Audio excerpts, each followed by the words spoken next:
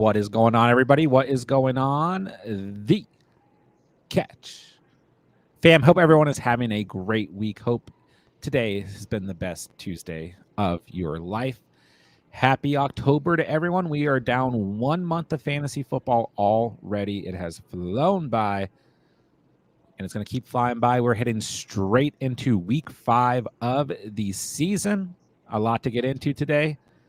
So you know what we need to do. Fantasy Q&A, whatever you guys need. Waiver wire questions, trade questions, roster reviews, injury updates, overall updates for the NFL and fantasy football. Get in the live chat. Let us know what you need. We're going to have some fun. We're going to talk some fantasy football, ladies and gentlemen. Pete's in the house. What's up, man? Not much. Good news, maybe. Devontae Adams no longer going to be a Raider, it sounds like. Where he's going, we don't know. Maybe the Tyreek Hill getting out of hell in Miami currently. So lots of interesting stuff here as we're just about a quarter of the way through the season. 4 weeks into October now. When is the trade deadline? Always I forget. think, like, November, like second week in November. I don't know. It's weird. It's weird. We don't get trades that much in the NFL. That's true. So yeah, the big news for today, as Pete alludes to, is Devontae Adams has requested a trade from the Raiders. The Raiders have already reached out to other teams, gauging what they can get, and it looks like they're not even asking. I mean, like a second rounder and something on top of that. Yeah, some change. It's November 4th, so we have plenty of time. Plenty of time. So everyone's going to speculate. Everyone's going to choose a team. You know, I've heard Chiefs. Anybody but it's not going to be the Chiefs. They're in the division. You can never do that. You'll never live that down. But yeah, Buffalo, Commanders, the Ravens, Pittsburgh, anybody who's kind of good that needs a wide receiver out there and has reasonable cap space. I know the cap is an illusion, but you got to get close. You got to get kind of close to works and stuff because the Bills are in bad shape. The Bills, probably Amari Cooper if you want to look at the Bills. But yeah, I've heard, Cooper might be up for a trade as well. I will say this. I do think the Raiders could be the team that are, ridiculous enough to actually trade Devontae Adams to the Chiefs. But I still don't think it'll happen. Yeah, we've got Cooper flying around as potential trade option as well.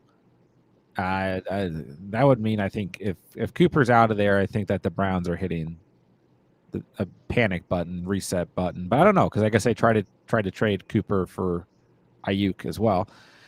So we'll see what happens. What are we going to do other than speculate? Let us know, guys. Where do you think Devontae Adams is going to end up? What are the fantasy implications here? I've seen some people trying to trade for Devontae Adams or Amari Cooper before they are traded in real life, assuming that they're going to be part of a better offense, which I think makes sense. But maybe pump the brakes. Sometimes we hear stuff like this. Nothing happens. But I would be more keen on trading for Adams. But then again, it's like, Adams really hasn't been that bad this year. So, yes, he gets a huge upgrade. But, he still had 26 fantasy points in week 2, He hasn't been, 10.9 week 1, 8 in week 3, 9 targets. That wasn't great, I guess. But if you want to trade for one of those two, I'm okay with trading for Adams or Cooper, even if they weren't traded in real life to a different team. Problem is, I'm hearing Adams' hamstring ain't really a hamstring, and it's really? Get me out of here hamstring. I'm not playing until it'll magically get better if he gets shipped out of here. Now, Amari Cooper, yes, but he also seems like he's personally self-sabotaging the Browns to get traded because he was just he is the single reason why they lost to the Raiders. Yeah. Now the one touchdown was called back. In fairness, true, and it was a fake touchdown. Yeah. But then it the interception hits him in the hands. He shovel passes it to the defender. I think there was in self-sabotage mode. Yeah, some big mental errors for Cooper in that last game. So we'll see what happens, guys. It's fun. We get to speculate, but I always kind of try to slow it down, pump the brakes. We'll see if Adams is traded and or if Cooper is traded, but definitely appears if one of the two is for sure, it'll be Adams. His team has at least come out and requested a trade. The Steelers are preparing for Justin Fields to start versus the Cowboys. Russell Wilson is ramping up his activity. It's Russ. I mean, it's Fields. I've said this for weeks now. It's Fields. Russell's not going to play this year unless Fields gets hurt. No way. We had to see Sunday. Yeah. And we got exactly what we needed Sunday. Like, if it's another 10-point dud, then I think we get Russell. Yeah. But Fields did what he needed to do against a bad defense. Yeah, and I mean, even like the lower, like, scoring games, Fields was still arguably in control of the offense the whole time, so I think as long as they're winning games or close to winning, I mean, they lost against the Colts, but it feels like they won. Yeah, because they scored so many points and they prepared. The defense ran out of gas. Like, they've been playing so tough, and they prepared for a completely different offense. Like, I'll give Shane Steichen credit. He literally has two different offenses he runs with Anthony Richardson and Joe Flacco. Which makes sense. Anthony Richardson can't complete a pass. Joe Flacco can complete a pass.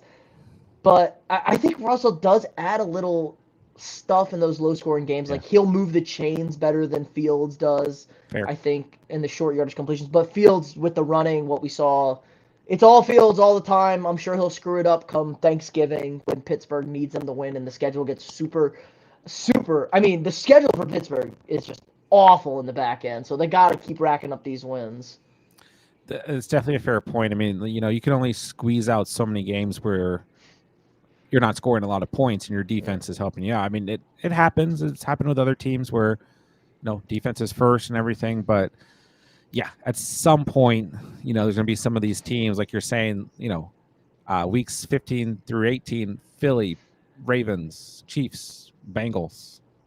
Yeah, I mean, even after the bye week 9, they got Washington, Baltimore back-to-back. So Washington might be the best offense in football that nobody knew about, but they might be the best.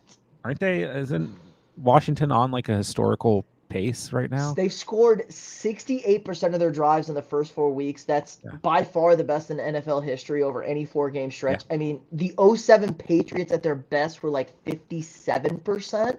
So they're 11% better than arguably the best offense in NFL history.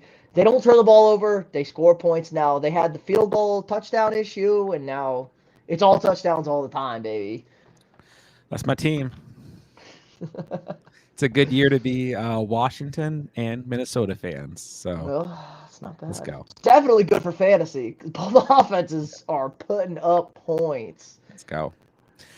All right, let's hop into it, ladies and gentlemen. There's nothing else really pressing that we need to touch on other than Mason Rudolph is now the starting quarterback for the Titans. And they look slightly better. It looks slightly better. Good. Even though I heard Will Levis is going to start if he's healthy. Yeah, I heard. Yeah, we'll see. We'll see. X, what's going on, man? Good to see you. Thanks for being here. Master Vader, just like that on to week 5. That's how it works. Fred, Leggett or Downs? For me, it kind of depends on Anthony Richardson's health. I mean, Richardson was actually playing okay. Like, Pittman was playing good. But, I mean, like, Pittman... It was one catch. He had one catch that Pittman mossed. Pittman, mossed the DB to get the big first catch. Anthony Richardson threw 4 passes. Okay. It's true. Well, I need Joe Flacco. Give me Joe Flacco. I try to play devil's advocate, but I agree, I definitely like Downs more if Flacco's starting at quarterback. In terms of Xavier Leggett, I definitely think he's flex worthy this week, but it is a tough matchup. The Bears 7th fewest fantasy points to the position. On the other hand, Downs is facing the Jaguars 29th against the position. Awful defense, so I prefer Downs. Leggett is flexible, but I kind of don't want to get stuck in a situation like Roma Dunze last week where we're kind of chasing points. Like, Xavier Leggett should be rostered, all that stuff, but it's a tougher matchup this week. So I'll definitely go Josh Downs, but I definitely prefer Downs more if we get Flacco a QB. So McDouble, Fields or Baker? I mean, I don't think we can bench Baker. I think he's at that status for the year. You know, there's ups and downs with every quarterback. And it was a bad performance against Denver. I get it. But I just don't think we can bench Baker. It's the things I'll say. I don't like Thursday night games. I don't. I try to stray away from them. Falcons 14th against the quarterback position. Like, it's not great. They're in the middle. They're in the middle. They're the Falcons' They're in the very middle. middle tier defense. Yeah. Fields does have a better matchup against the Cowboys, and this is a team that's soft against the run. Probably potentially soft against Fields' skill set. So there's that. Missing maybe two of their best defensive linemen. If Yeah. Micah doesn't play, that's a real problem. Baker, I have a rule with Baker. If everybody believes in Baker, he's awful. He's one of the worst quarterbacks in the league. If everybody doubts Baker, he's the MVP, maybe the best quarterback. I mean, Patrick Mahomes can't even hold his jockstrap when you doubt Baker Mayfield. So, I don't know. We might be moving towards we believe in Baker again. I don't know. I have a little doubt, so it might be. I think we're gonna get a good week out of Baker this week, though. Yeah, and I'll say Baker's the floor. Fields probably holds more risk, but I'll say more upside just because, you know, this Cowboys team's on the road. It's Sunday night football, prime time. Kind of suck against the run. They had 10 days off, though, the Cowboys, so that's a big bonus. I did forget that Parsons and was it DeMarcus? DeMarcus Lawrence are out. Yeah. Parsons is 50-50. Yeah, he's 50-50. Yeah. Lawrence is out. Lawrence is out. So that I think makes a difference. So we got time to evaluate that one, but not as much time because Baker plays Thursday night. I will say I get a little bit down on Thursday night players, especially on the road. So I might actually lean Fields here, but I will say in general, for the most part, I don't think we're really benching Baker. You know, like his ceiling is just too high. You have to have a much better option than Fields, I think, to bench Baker. Yeah. So it's definitely close. Where does Devontae go? Well, I guess we already touched on this slightly, but your guess is as good as mine. Now, I was joking with Pete, and I said the Vikings. And supposedly people think that might happen, but I've also heard the Packers, and I'm like, the Packers are loaded, even with Christian Watson hurt. Like, they got 3 guys that they believe in. I don't think that's happening. I've heard all kinds of teams. They kind of need a dude, though. They kind of need a dude. They had a dude. That offense would be crazy. Everybody needs a dude. That's my rule. That's true. Pete brought up Washington, which I hadn't really heard or thought about, but that makes sense too. The Steelers have obviously been looking for a wide receiver. You know, they were in, maybe the Browns. Like, just looking at teams that try to trade for Brandon Ayuk. You know, the Steelers, Patriots. I would feel so bad for Devontae if they shipped him to Cleveland, because honestly, Vegas is just nicer to live in the winter, and it's the same crap offense. Well, I'll say this much too. I don't think that he's going to accept a trade to a team like the Patriots or Browns. Like, if he's trying to get away from bad quarterback play, and our guy Gardner Minshew, like, he's not going to, you know, go and play with Brissett and Drake May or Deshaun Watson, you know, and Jameis Winston. So maybe Jameis Winston. But, you know, like I said, J-Dubs, your guys' guess is as good as mine. We'll kind of probably get more news as the next week or so goes on, and maybe more teams that are in the mix. But like I said earlier, the Raiders aren't asking for a ton here, and they're probably at that point where, you know, they're hitting the reset button pretty heavy here. Maybe they'll trade Zamir White too. We'll find out. Hey, he had a good week last week. Zamir White is banned from all fantasy teams till further notice. Edward Walters, need 2. Stevenson, Moss, and Irving. I'll probably go Stevenson and Moss here.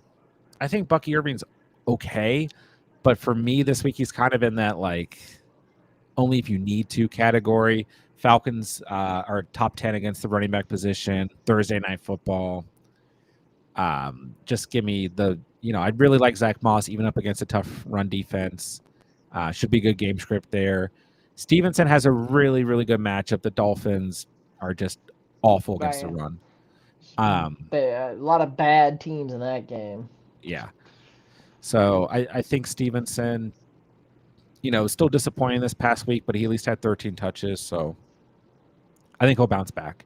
So give me those two, and we'll move along. Ghost Hunter, what's up? Start two: Dell, Worthy, Leggett, Adunze, Mooney, and Dontavian Wicks. This is spicy. Roma Dunze's banned until further notice from starts. I'm a little worried about Xavier Worthy Monday night. It's not. He's going to act as a wide receiver one. I don't want to. I don't have. It's not that I don't have faith in Xavier Worthy. It's just a bad matchup. I feel like it's a bad situation against the Saints. But that being said, it's probably Worthy and Wicks for me. Maybe you could go take Dell over one of those two. If Dell plays. Yeah, he's a little banged up, but you kind of got Wicks is the only one with a great matchup. Wicks has a great matchup. That's what I was getting at is you don't really particularly have good matchups here, but except for Wicks against the Rams. And I do want to kind of clarify that I still think that Dontavian Wicks is going to have some volatility and be a little bit up and down. Like the game script against the Vikings this past week was just perfect. Yeah, it was perfect. You couldn't ask for anything more if you're all the Packers guys. It was just okay, we're just going to throw it up to guys at this point because the sky is falling. Yeah. And but against the Rams, the opportunity is too good to ignore. I think Mooney is okay, but the Bucs have been really good. They're fourth against the wide receiver position. So if it was me, I think right now I'd have Worthy and Wicks in and just go for some upside. Patrick, what's up? Struggling with the bye this week. PPR, which two would you start here? Javonte, Irving, Dowdle, Chase Brown. Additionally, if Javonte isn't one of the starters, can I drop him for Wandell? You can, but you're kind of looking at a very close tier of running backs here. I mean, Javonte, as much as I hate the idea of starting Javonte, he's been okay the past 2 weeks, and he has a really good matchup. I think I would lean towards actually starting Javonte this week. I mean, it wasn't pretty, but he had 10 fantasy points last week, and the Raiders have just been really bad against the run. I don't trust Dowdle. He plays the Steelers. Honestly, my least favorite running back right now out of this group is Dowdle. I mean, I know he scored a touchdown last week, but you take that away, he did nothing, And he gets Pittsburgh this week, then Detroit next week. I know Detroit didn't show up last night against the run, but other than last night, they've been the best team in the league against the run. Then he has a bye week, then he gets the Niners, which the Niners have also kind of sucked against the run. But Dowdle's so touchdown dependent where, at least we've seen double-digit performances out of Javonte, Bucky Irving, and Chase Brown where they haven't scored a touchdown. So, I dropped Dowdle. But if Zeke gets hurt, then Dowdle's probably more valuable. But, Zeke's barely even getting touches, and Dowdle's... The Cowboys don't run the football at all. Yeah. I would... If I had to drop one and you need help at wide receiver, I'd drop Dowdle. God, what's up, my guy? Is Andrews or Laporta going to help this season? I would rather bench Laporta. Or I would rather roster Laporta than Andrews. I've seen leagues where Andrews and Kyle Pitts are starting to get dropped, and I totally understand it. I would probably try to hold on to those guys, but how much longer can we just keep saying, okay, just start Andrews one more week, and then he's, just not involved. I don't think I'd drop him if I can afford not to. Same with Pitts. But how much longer can we just keep saying, you have to start these guys, The problem is who you're really going to start over them, Tucker Kraft. Tucker Kraft's up there for sure. Just an elite pickup last week. Yeah. But then it's Gesicki had 0.1 points this past week. Fant went from 12 points to 4.6. Conklin had just 5.7. Henry has done nothing since that week 2 performance. Taysom Hill's dead again after like 2 times. The Taysom Hill experience is the worst. Everyone was on. It was like, hey, should I start Taysom Hill this weekend? We were pretty consistent. Like, no, like, yeah. no, don't ride it. Taysom Hill plays a quarter and a half. He gets 2 touchdowns. Like, God, I hate Taysom Hill so much. I hate him so much. I did feel bad because I think anyone who brought him up, I said that I would not personally start him, but at least now he's hurt, so that made up for some of my guilt. But yeah, tight end play is just so bad that it's like, I do think the 2 guys that I would be aggressively trying to roster at tight end, if they're available, are Tucker Kraft and Zach Ertz. And if for any reason, Freiermuth has been dropped, like I know we scored the touchdown last week, so it looks good, but at least in the other weeks, like you can get a consistent 7 points. Like at the tight end position right now, you're getting points from Pat Freiermuth every week, and you don't feel awful because everybody else sucks. It's like, oh, he got 5, he got 7, he got 6. It's like, okay, whatever. It's tight end. I don't need a big performance because I didn't draft anybody. Yeah, I mean it's far better than Andrews giving you a goose egg or Kyle Pitts giving you a goose egg. I mean, really, like, and I think we're back at the point. I think Kelsey's fine. I think Kelsey's going to be fine. And Kelsey's in similar regard, like outside of week 2, he's at least gotten you 6.4 or more points every week, and then he's going to get more targets. There's just no way after the injuries that they don't get Kelsey more involved. So, but yeah, tight end plays just sucked. It's just been awful. Bowers is still the tight end 3, and he had 5 points last week. You know, I think likely it's the tight end 4. That's how bad it is. All right, sorry. Let's move along. So yeah, there's a little wrap up of tight end, but yeah, I mean Laporta had the big catch, you know, this past week. So Bunny Hop, what's up, man? Chuba Jacobs Cook said 1. I mean, you don't really have a bad option here. I think Jacobs is going to have a big week against the Rams. It's a good game script for Cook. The Texans are 10th against the position. And then Chuba's just been a dog.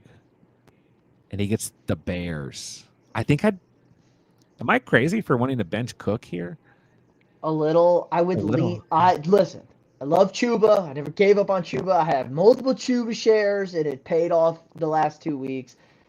I think it's not a great matchup because the Bears are a kind of defense that, like, they're good across the board. I could see this game spiraling. Like, Andy Dalton has a couple turnovers. The Bears' offense actually puts the ball in the end zone because the Panthers' defense is so bad, and it's like, oh, the Bears won 37-7. Yeah. And this feels like a Panthers spiral game right here. That's fair. The Rams' defense is bad. There's an argument like to bench any one of these guys. The matchup lies with Chuba and Jacobs, but I think it is a little crazy to bench Cook here. Yeah, he had a bad. Cook was bad against Baltimore. They're gonna get Cook the ball to try and get that offense back on track. Plus, Josh Allen's a little banged up. And it's just a good game. I mean, Texans, Bills, like defenses might sometimes defense. The problem with looking too strictly at defensive matchups, which I do all season long, but the problem looking at it this early in the season is nothing's really set. It's just not. Stuff starts to go out the window. And this is one of those matchups where things could certainly go out the window because you got 2 teams humming. Bills coming off a loss, need a victory. Texans coming off a victory, but still felt like a loss. Felt like a loss a little bit. Right, still trying to get as many. I mean, you know, they've had an interesting start to the season, so I guess bench Chuba here, but maybe you could bench Jacobs. But you're a Packers fan, Money Hop. You got to start Jacobs. I mean, Jacobs didn't. I mean, he looked kind of slow. Not gonna lie, he looked kind of slow on Sunday. I do agree, but at this matchup against the Rams, like I just think he's so safe. But I will say this much: maybe the most upsides with Chuba and Cook. Jacobs just feels so safe against the Rams. This is a tough one, but here's the good news. you're not really making a bad choice. Mhm. These are all guys that can help get you a victory this week. Would you rather trade for Bucky Irving or Braylon Allen? Bucky Irving. You know, and my fear with Braylon Allen has been that just knocking all my stuff over. You know, you look at the 2 game scripts where he had those bigger performances, and they were game scripts where they could afford to give more touch. I mean, the Tennessee one is probably an outlier, but then the next week against New England, like they were just destroying New England, you know? So my fear in week 4 was like, what type of game script are we going to get, you know? And we did not see a good game script in terms of the Jets or Broncos to any degree, but you know, I worry more about Braylon Allen's standalone value. I still think it's there to a degree, but Bucky Irving is like getting involved, and Rashad He's White is volatile, and Shaun White's done. He's toast, and Brees Hall's getting traded after they lose this weekend. So maybe Braylon Allen is the man. so Rashad White and Bucky Irving looking at last week, right? They both had 10 touches for 49 yards, 4.9 yards per carry. Yep. It's literally exactly. I laughed. 49. straight split backfield. So, but yeah, I'd rather own Bucky Irving right now. Yeah, the Buccaneers are just better. The Buccaneers are better than the Jets. That too. The offense is better opportunities, and we've seen better standalone performances where White is healthy and playing, and Irving still scores at least double digits or close to it. Chase, I'm hurting for an RB2. Was thinking of selling Kirk or B Tom for Dobbins or Najee. I'd hold. I mean, I think you can get more than this tier. I do think that Dobbins is a good buy low right now because like 2 bad games, but and on a bye, so it's like 3 bad weeks in a row where he's not doing anything. But we expected him to have bad games against Pittsburgh and Kansas City. He's going to get, Denver and Arizona right out of the bye week, so he's a good buy low. But I think with Kirk and B Tom, like they're both playing solid. And the Jaguars are one of these teams, like they're going to consistently need to throw the football. And they have some good matchups: Indy, Chicago, New England, Green Bay, Philly in the next couple of weeks. So I don't think that's going to slow down anytime soon. I think I'd rather own Brian Thomas than Kirk, but I also have a feeling that my guy Kirk's going to come back, and still continue to be really consistent. I think you can get a little bit more than Dobbins or Najee. Mm-hmm. And that's your argument, is like the Jaguars have to throw the football because their defense sucks, And if Trevor Lawrence isn't just like a total awful quarterback, like he's missed Brian Thomas for like multiple touchdowns this year, wide open, deep. Yeah. So if we could just like cut that down and hit on like 1 more or 2 more of those a week, the Jags are the most confused. They're so bad yet not bad. It's so weird. It's Mac Jones season. Mac Jones. I think you could get. I think you could tear up. Yeah, try to look for I think Jacobs is a good buy low. You could definitely get Rashad White, but I don't know that I'm allowed to advise. That might even be too low. Brian Robinson. Now that Brian Robinson and I've been talking about Brian Robinson for weeks. If you can get Brian Robinson, is perfect. But this is what I was saying in the buy low videos the past 3 weeks. Now is kind of your window, and he just had a 20-point game. I just don't. If you could, it does help. It helps with the split backfield though. They now it's a legit Eckler's split backfield now. Yeah. And Eckler's hurt, but like maybe Eckler just lost his job. Yeah, McNichols had looked good. He was fast. 8.5 yards per carry and 2 touchdowns. So that is an interesting one. But if you could get Brian Robinson, I agree. That's perfect, So yeah, I think maybe get a little bit, maybe a Zach Moss. And that's your argument. Once again, Chase is getting touches. So I think you can get a little bit more. Killed you. DeAndre Swift. Never again. He's banned from the channel. He's got to do it 2 weeks. He's got to have 2 weeks, not just 1. Here's the problem. DeAndre Swift's next matchups: Panthers, Jaguars, Commanders, Cardinals. All bad defenses. Yeah, I think that The Bears' schedule is so much worse at the back end. This is the cupcake part of their schedule because the back end is they play the Lions, Vikings, and Packers 6 times. I knew as soon as I put Swift in the video last week where I made fun of him that he was going to pop off. I mean, it's just like just natural. But yeah, Chase, I think you can get a little bit more here. And I guess I lean Brian Thomas, but it's very, very close between these two. DX, thanks for your help, bro. I won both my games this week. Let's go. Congrats to you. Thanks for letting us help you. J-Dubs, D-Hop or Kirk are my picks to end up on the Chiefs. I'd love to see Christian Kirk on that team. See what Nobody happens. wants DeAndre Hopkins. He's bad. He's old.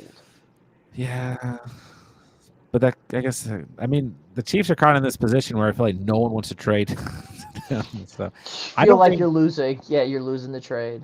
I don't think D-Hop's going to, I think D-Hop's going to retire a Titan. I really do. He's like super involved with a ton of stuff in Tennessee and like loves living there and like has all these, I mean, all the players have, their foundations and stuff all over the place. But I really think, I don't think he wants to be traded. Yeah, he don't care if it. I don't think he cares that they're. No. And I mean, good for him. How is Worthy to be the Raiders' #1 receiver, the Chiefs' #1 receiver if Adams is traded? Or do you mean Worthy to the Raiders as part of the trade? Shit. There's zero shot they're giving up Xavier Worthy. Zero. No, I don't think you ever see that with the rookie contract, but no. But yeah, just clarify D-Wave if he won't be on the Raiders. And if Worthy is still on the Chiefs and Adams is there, that's fine. That's actually even better. It's probably even better. Smokey, what's up, man? Trade MH, Moss, and Pitts for Gibbs and Bowers.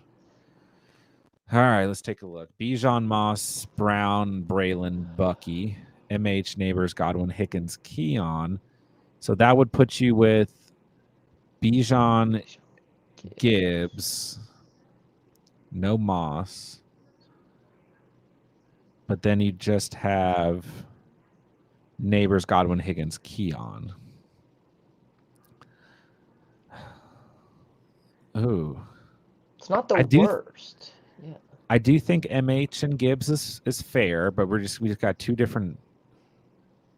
I feel like I kind of prefer to keep MH and Neighbors with Godwin as a wide receiver 3.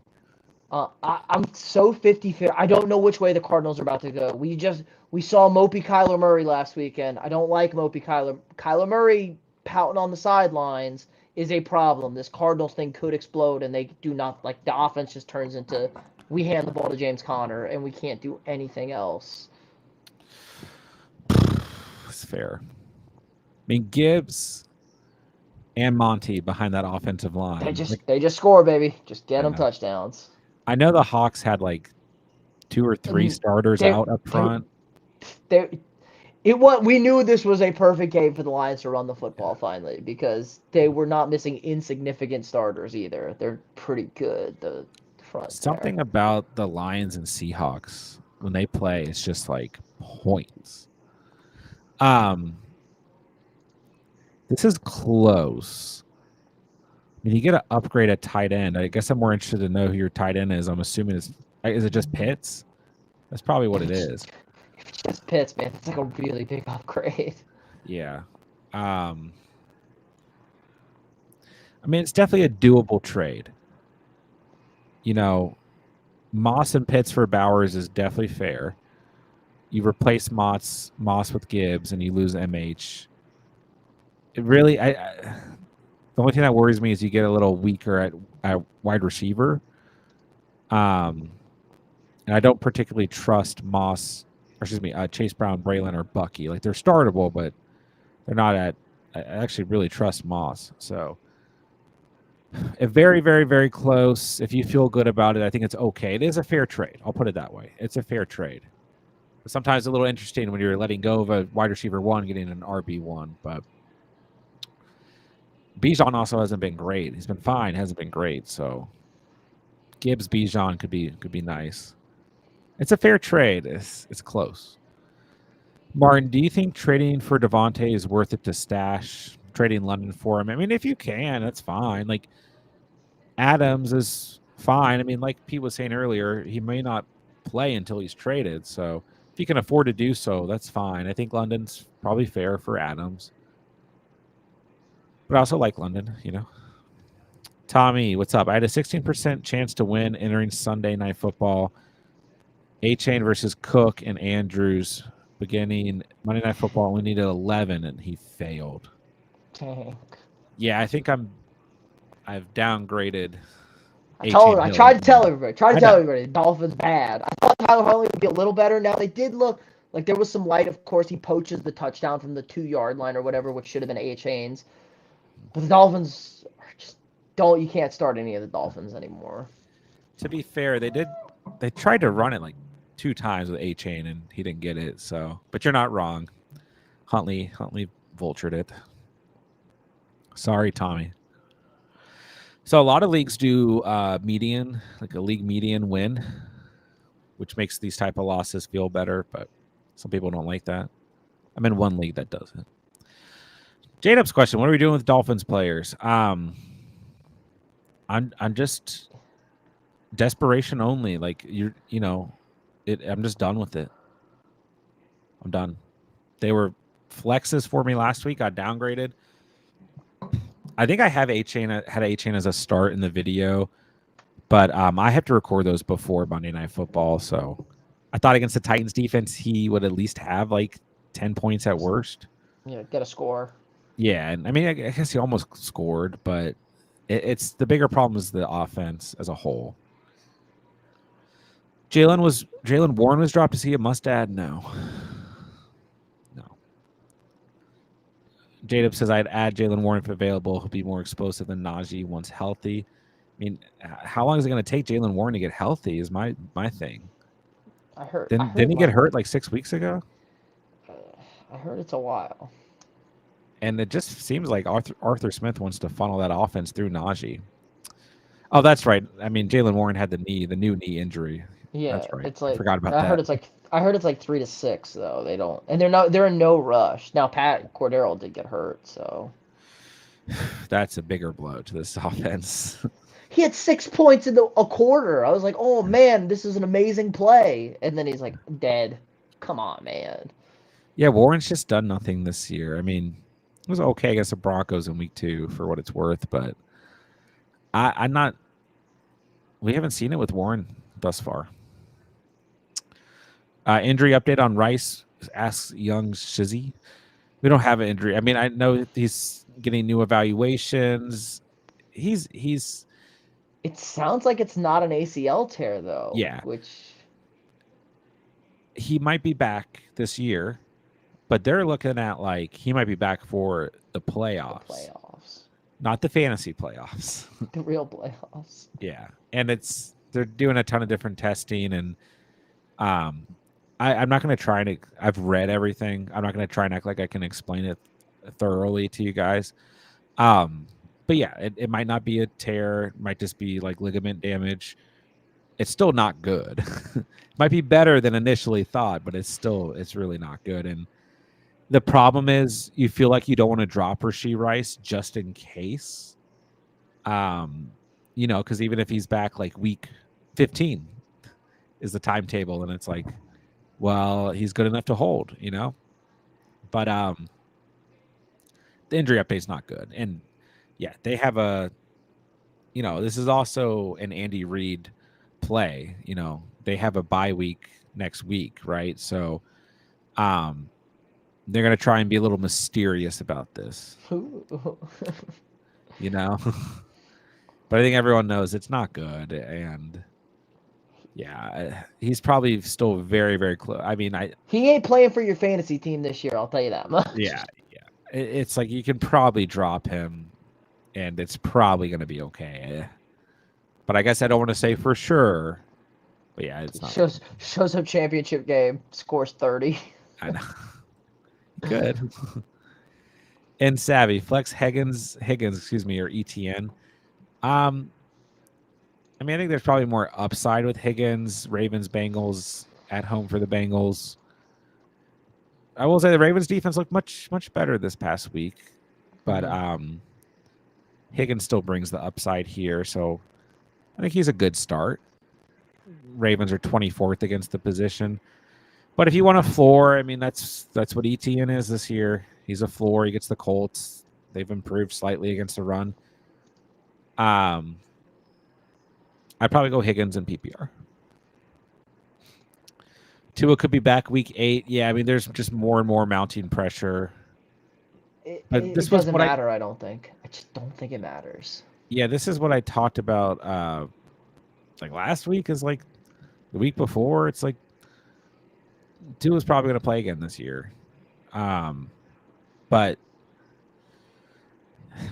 it's just the whole situation around the Dolphins feels just bad. Like it feels very risky. Guys, this offense was awful with Tua through a game and a half. Like awful against a bad Jaguars defense, and it was one unbelievable Tyreek Hill play that he danced out of a box for. I mean, Waddle had a bunch of catches, but they terrible against the Bills. And then he got like the offense is the problem. It has nothing to do with the quarterback. Like it's extra bad with no quarterback, but I don't think this offense is going to be able to score points whoever the quarterback is.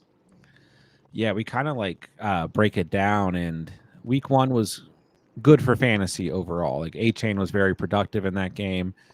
Waddle, like you said, had a lot of catches, very productive.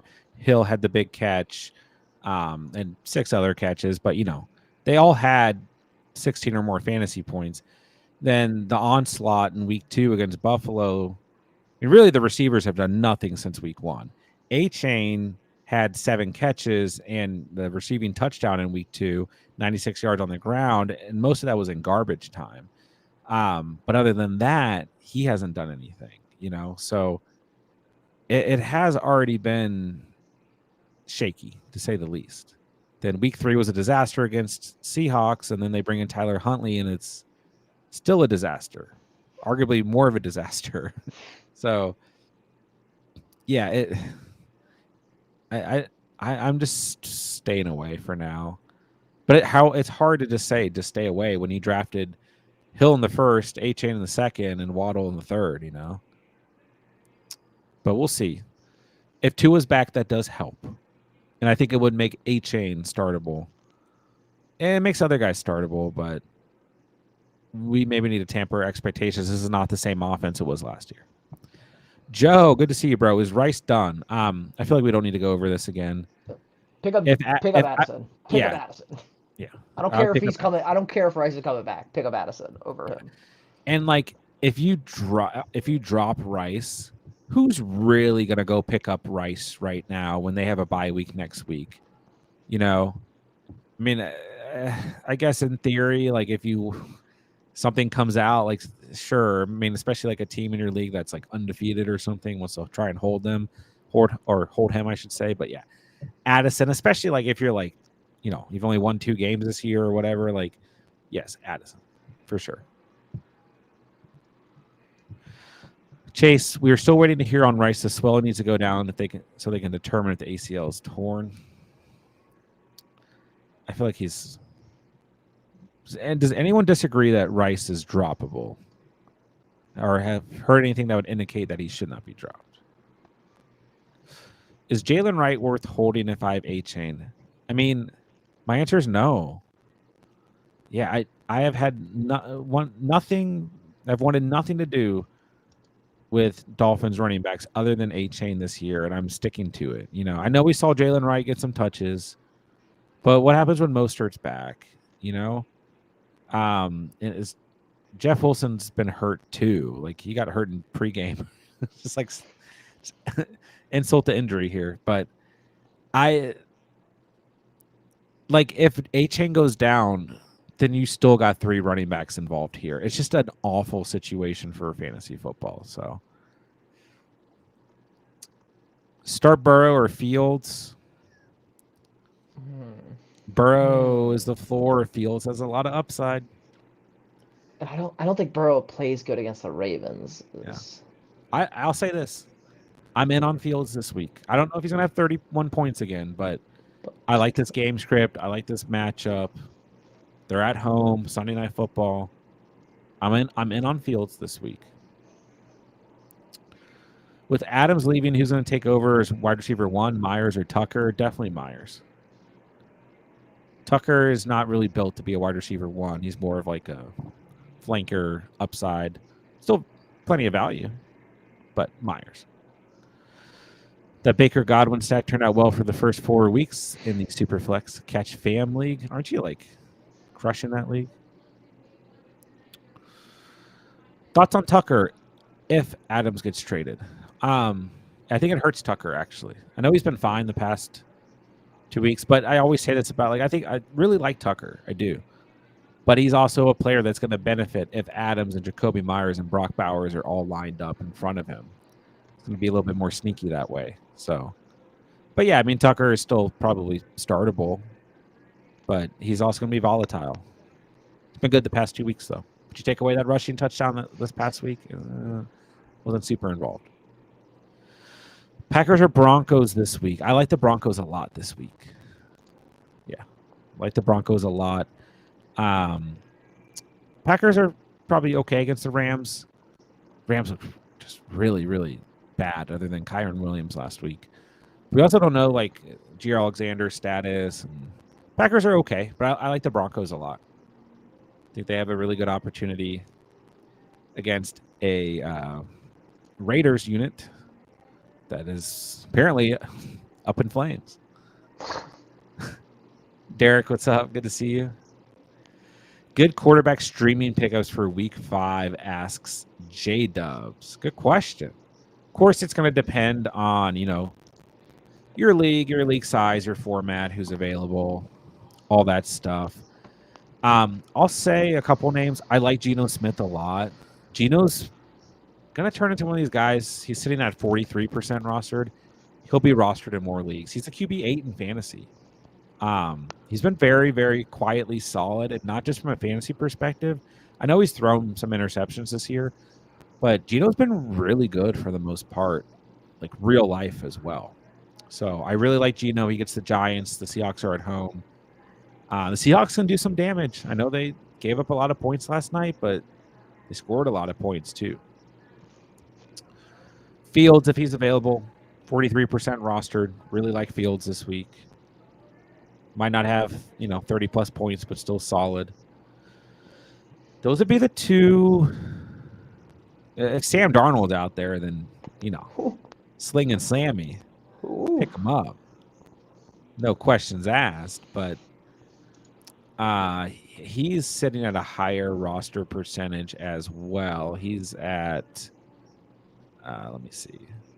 He's at 62, so it is possible. Baker's at 72, so probably not. But yeah, I mean, Fields and Geno are like still very, very solid pickups. Because other than that, you got like Kirk Cousins, who hasn't been good. Watson, Trevor Lawrence. I will say this much. I do think Trevor Lawrence is going to piece together a couple games that are okay. This past week was okay, 18 points. So we'll see. But yeah. Let me know if those guys are available. Baker, Kyler, week 5. I lean Kyler. Is that crazy? I'm a little worried about Baker on the short week against the Falcons. Like, I think he'll be okay. But if you want a little bit more risk, a little bit more upside, I'll go Kyler against the 49ers. But I could also see the Niners having a really good day defensively. If you can, the Niners defense is bad against quarterbacks that can move. That's where I think Kyler could have a really nice day. I kind of lean Kyler. But if you feel like good about the rest of your lineup, you just want to play it safe, Baker's still okay. It's not a great matchup. They're on the road. It's a short week. I might go Kyler. Who'd you pick up at QB just for this week? Caleb, Geno, T-Law, or Kirko? Give me Geno. Don't think we can trust Caleb. I know it looked good. A good matchup this past week. Give me Gino. Traded my bench for J.K. Dobbins. Higgins, Pickens, and Allen for Dobbins. Was it worth it? These were all depth players. You could have got one more player out of this. Pickens has not been that bad. And also, my other thing is depth is not a bad thing. I mean, Pickens has gone 13.5, 4.9, 10.7, 16.3. Like, Higgins is just getting back into the swing of things and had 12 points last week and at least had 2 red zone targets in week 3. Allen is, sure, get rid of Allen. He's a roster clogger. But I do think Dobbins will be solid the rest of the season as long as he's healthy. But you could have got one more player here. So I don't particularly know that I love this trade. Kind of depends on the roster. Derek, got a streamer running back this week. Who should I start out at? Gibson, Roshan Hill, or Sermon? Probably Justice Hill. Yeah. Gibson's interesting. It's a really good matchup. He's sneakily gotten double digits 2 times this year already. Roshan's interesting. He had a touchdown this past week, 10 points the week before against the Panthers. I'll go Hill for the safest floor, then Roshan, then Gibson, then Trey Sermon. How do we feel about Trey Sermon? He might be the starter, but Akers maybe. Yeah. Yeah. That's the thing. It is still in question, and Akers was the starter last week against the Jags, and it was nothing. So I don't want to speculate that just because you're a running back playing against the Jags that you're automatically like in line for a great fantasy day. Yeah. We don't really know what to expect out of Trey Sermon. He wasn't really good in relief of JT this past week, so I'm going to proceed with caution on that one. Any optimism for Bijan? Yeah, I still think Bijan's great. Startable week in, week out. I get it. You drafted him to do what, like, Breece Hall has done most of the season until this past week, or what, Gibbs has been doing, or what Barkley's been doing, although he's kind of been, I mean, maybe that's what some people thought Bijan could do this year. So, but Bijan has still had 11.4 more points. So the bigger thing with Bijan is he's dealing with the hamstring injury. So gotta pay attention on that. Should I even consider CD for Fields and JMO? No. We'll leave you with Hill, Reed, Diggs, Ladd, Dobbs, Jawan, Kyler, Darnold, Goff, Caleb Williams. No. I don't know. I don't remember what format this is, but you have good enough quarterbacks in whatever format this is. And just no. I mean, I really like Jameson Williams. I was very high on him in the offseason. He only had 2 targets this past week. There's still a lot of volatility with JMO. Just one of those targets was 70-yard touchdown. Just traded Najee for Brooks. What do you think? He was my RB4. I'm okay with it, but his practice window hasn't even opened up yet. Like, no idea when we're going to see him. They're not going to rush him out there as long as Chuba's performing. So, but it's probably okay.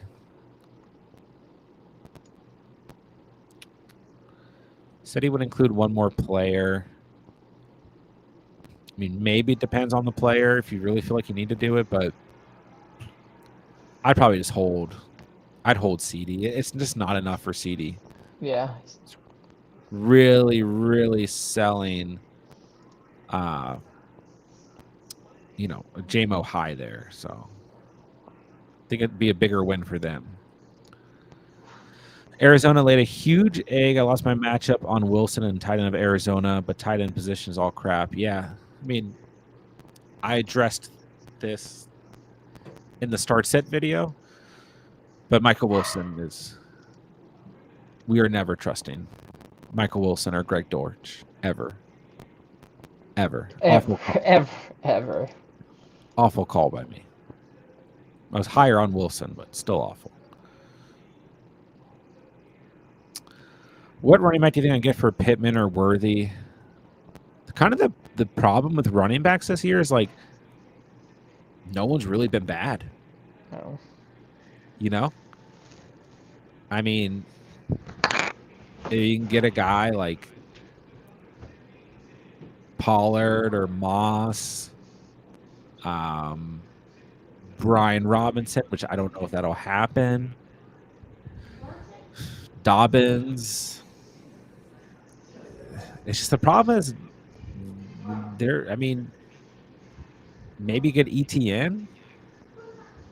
He's like really the only underperforming guy other than like arguably Bijan or Brees, but I think people are still okay with those two, you know. A-Chain's kind of in a unique situation. Rashad White's been arguably pretty bad. But you really look across the board, running back play's been really good this year. So try to go with a couple of those guys I just mentioned, but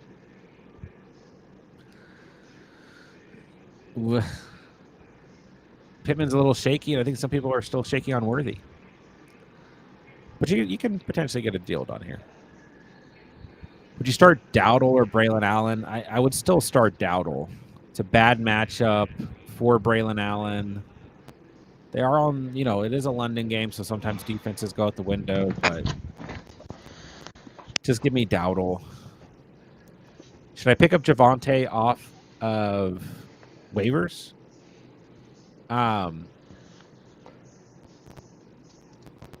If you need a running back, sure. I mean, Javonte is not someone I really trust, but he does have a good matchup this week. So if you need help at running back, sure. Mooney, Lockett, or Randall. I still like Randall Robinson the best here. Go Robinson, Mooney, Lockett. Carson, I can't even sell Laporta. No one is even offering a trade for Laporta. Then just hold him. I mean, Laporta should be okay. We hope. I don't know. The Lions are kind of, I don't know. Lions are really sus right now. Yeah, they are a unique offense. I think last night was a major fluke. I think it was a major fluke. Well, if they can run the football, they're just going to run the football. Is the point being, right? I mean, which does not help Laporta. Nope. But yeah, I mean, if you can't, you don't have to sell Laporta, but just get ready to stream tight end.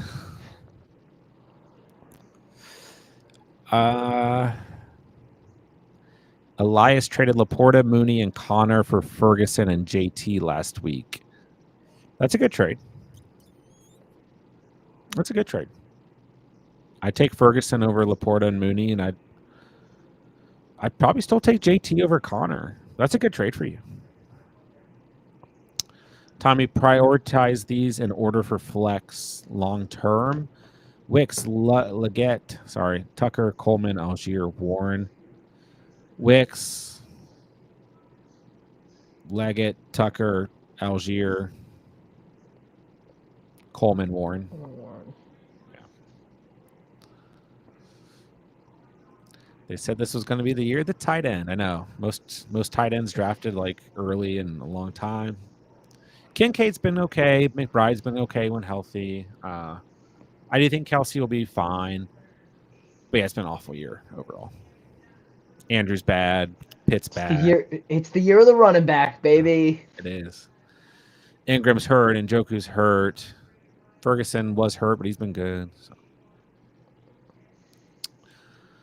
Pick 3 to start this week. Addison, Godwin, Cooper, Pittman, or Shakir. I will roll Addison again. Tough matchup. It is. I'm an Addison stan though. This is tough, actually.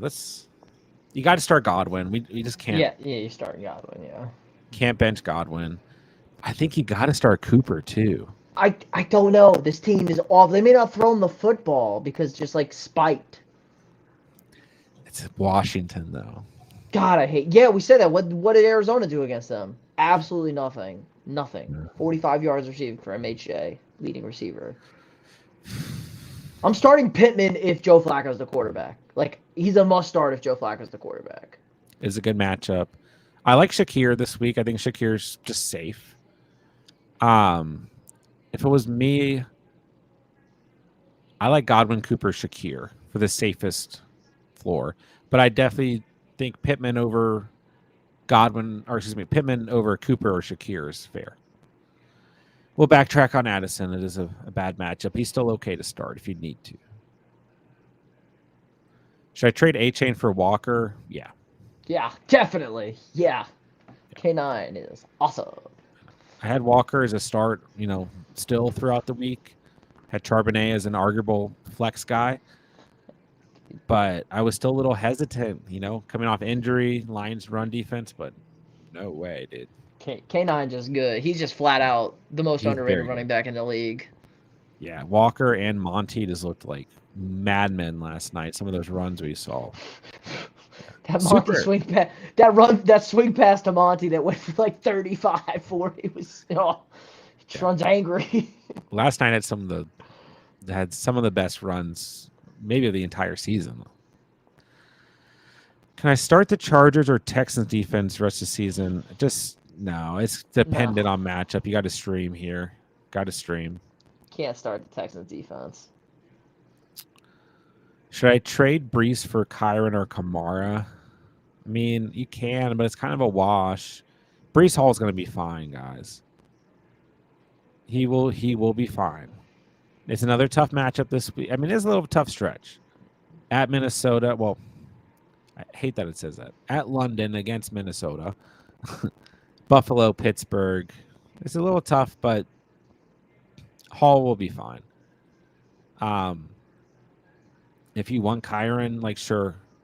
I don't know that you could trade Brees for Kyron right now. Yeah, Kyron's been more consistent as of late. Yeah, he's the RB4, and he's just getting so much volume. He's like a lock for 20 points every week. He is 90 yards, probably a touchdown. Kamara is still the RB1. I don't know that you will get this trade done, but if it's a wash. If you feel better about either of those two guys, then sure. Colin made the following two trades this morning. Thoughts? 12-man full PPR. I'm 3-1. Received Amon-Ra and Charbs for Reed and Mason. I think I still prefer the Reed and Mason side, but I'm pretty high on Reed. Try to tell you guys to buy Reed low the past few weeks. I still prefer Amon-Ra over Reed. I prefer Mason over Char. It's a pretty fair trade, but it kind of depends on your running back situation. How much did you need Mason or not need him? I'd still far rather have Amon-Ra than Reed, but Reed and Mason feels a little tempting. Received Jacobs for Moss and Quentin Johnston. I think that's okay. That's fine. That's a good trade. And I like Zach Moss a lot, but we're seeing more touches to Chase Brown. He's had some soft matchups the past 2 weeks. See what he does against the Ravens, but I'm okay with that one. If Braylon Allen fumbles once, Rodgers might just kill him. Rodgers might kill everybody in that organization. He's losing his damn mind. Welcome to the Jets, bro. Yes. Greg Zuerlein on top of the hit list right now. That's not even his fault. Get the ball closer. He's 100 years old. It's pouring. It's like a misty, wet rain. It's 50 yards. Get the ball to the 40. Is Dallas D droppable for Denver, Seattle, or Indy? Yeah. Yeah, probably. I'd rank these Denver, Indy, Seattle. All three of those teams made the video this week. Even though Seattle sucked this past week, they should be healthier next week, and they're playing Danny Dimes. Danny Dimes. God, he's so bad. Hopkins is a drop candidate. Yes. He has. Maybe not with Mason Rudolph? Question mark. Yeah. Here's the thing. I think Hopkins is fine, especially against soft matchups. Sure, you can start DeAndre Hopkins, but I mean, he's had one double-digit performance and 5.1 or less points all year long. Just drop him. We're just drop him. He had a touchdown against Green Bay. It's like that's Yeah. probably the only reason he had double digits. So, yes, to me, he's droppable. And like, I don't think we can really trust Ridley by any stretch. But No. yeah, No. maybe Mason Rudolph's at quarterback. We see an improvement, but like, the offense was better last night, but it was still bad and a run first Yeah, it offense. was. Yeah, it You was know, bad. It was bad. Tajay It was Spears bad. got a lot of involvement. Bad. Yeah. Would you trade JSN, Chuba, and Williams for Adams and Rogers? No. No, no, no, no, I no. mean, in real life. Which Williams too? Like, there's a. Javante, I'm That's gonna. what I was say, thinking. yeah. But if it's like Jameson, then no way. No, definitely not. Yeah. I'm not trading JSN for any of those two. JSN is just too much volume, and Chuba's too good until otherwise. Aaron Rodgers And is like, terrible. yeah, maybe if. I was Like trying to look Devontae down. Adams would have to be on the Kansas City Chiefs or the Washington Commanders for me to like even consider this. Well, yeah, I was trying to look down the chat and make sure it wasn't a player other than Rogers. But if you can get maybe if there's a good wide receiver or running back instead of Rogers, then maybe. But I think I'd hold on to the guys he got here. I like two of those three. Oh, so Ghost Hunter says, in regards to the Devon. Yeah, who's the wide receiver? What? Yeah. Jacoby Myers. It would be Jacoby Myers or Brock Bowers, who plays tight end. It will be Myers, yes. Yeah. Who was a wide receiver one for the Patriots and was not bad, but he's not good. Yeah, it's fine. Not expecting a whole lot, but flex play. I will say this about Jacoby Myers, because he went really late in drafts once again. And Jacoby Myers is solid. I mean, he's in that like top 40 area. He does not get drafted as such. It's not great, but solid is the word to use. Definitely so. Raw wide receivers: Evans, DK, Pittman, Shaheed, Sutton. Running backs: Bijan, White, also Bucky Irving, Najee, Charbs. Should I add Randall Robinson, Wicks, or Leggett, or Javonte Williams? Thank you for the way you formatted this question. Really, really appreciate that. You're fine at running back. You're fine. You don't have a lot of upside, unfortunately, but you're fine. I don't think Javonte was going to help a ton here. I would add Wicks, then Robinson, then Leggett, and any three of them are good pickups for you. And that's just because I prefer wide receiver depth over running back depth too. But honestly, I mean, you got a pretty solid team. I try to get Wicks aggressively. Mr. Green got offered Dobbins and Olave for Stevenson and London. No, absolutely not. I don't want anybody on the Patriots. They're awful. Well, I think he's getting Dobbins and Olave. Oh, he's getting okay. If you're getting Dobbins and Olave do that. Get rid of Stevenson and London. Yes, do that instantly. Because Olave and London are a wash, and I think I prefer Olave over London. Yeah, not by a lot, but I still do. Yeah, I'm okay with this trade. The Patriots are so cooked. They are so toast. They are bad. Nobody's going to let them run the football. Yeah. I'm okay with this trade. Should I offer Ayuk for Adams? Sure. I mean, I probably I'd rather have whatever. Yeah. The potential with Adams than the frustration that Ayuk brings. Would you trade Harris and DJ Moore for Cup and A-Chain? Really depends on the team. Like, are you 4-0? You got a stud roster. You try to get some pieces down the stretch. Then sure, but like if you need to win and get points now, then no. Not those two, yeah. Like at least Najee's going to get you 8, 10, 12 points. And I know DJ Moore's ceiling has apparently just disappeared. But he's at least consistent. All right, we got this one earlier. T. Higgins or Deontay Johnson? Ooh. I'm going Deontay. It is a bad matchup, but like, he's a wide receiver one. yeah, he's a true. I mean, I know Leggett was involved, but they are treating Deontay Johnson like they're going to force feed him. Which is nice. It's really nice. It is. I mean, still had 13 targets this past week. Yeah, give me Deontay. Shiesty, have a 12-man league, and my team is Lamar, Derek, Kyron, Evans, Pickens, Addison, Williams, Shaheed, and Goddard. Who should I trade or should I hold?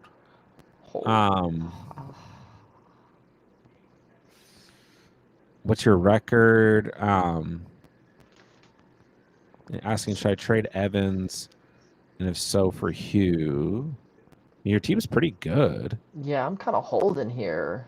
I feel like you have a good record in a 12-man league. Lamar, Derek, and Kyron alone is like, you got the QB2, the RB3 and 4, if I'm not mistaken, or the RB2 and 4. Yeah, if you played Shaheed any of the 3 weeks besides last week or whatever, week 3, you had he had a good day for you. Addison's back. Yeah, this is a good team. I agree. I just hold here. I kind of hold. No reason to sell Mike Evans. No. He'll be fine. Ghost Hunter, with my medical expertise, I can explain that he hurt his knee, perhaps even very badly. Thank you. Thanks, Patrick. Yes. We are starting Jaden Daniels over everyone. He's the number. I can't name a quarterback that I would start over Jaden Daniels this week. He's the QB1. They're playing Cleveland also. Yeah. He's the QB1 in fantasy football. Not Josh Allen, not Patrick Mahomes, not Lamar Jackson, not Jalen Hurts, not CJ Stroud. Which reminds me, Cats, if you're still around, Anthony Richardson has less fantasy points than Kyler Murray. Literally everybody. Let's see. A-Rich is the QB 20. Kyler's the QB 10. What's Jordan Love? That's what I'm interested to see. He's got to be up there. He had 30-something. He's QB 23. I thought he might be somehow beating A-Rich. One start. We need one more start from J-Lo. That'll be fun to keep tracking throughout the year. And Cats, I'm not even checking, but I think Kincaid has more points than Henry. But we got to do more of those in the offseason with you guys. Is Xavier Leggett and Puka for Hill right now a fair trade? Yes. Kind of. Given the people are going to sell Tyreek Hill low right now, so if you could do this, sure. I mean, I don't mind either side. If you want to hold Leggett and Puka, fine. If you want to pick up Hill and take the risk, especially for down the stretch if Tua's back, fine. So, sure. Rank Hunt, Sermon, and Bigsby. I'll go Hunt, Bigsby, Sermon. Are we benching Tyreek Hill if we have better options? Yes. Yes. 100%. Any thoughts about what to do here with my quarterbacks? Lamar, Jaden Daniels.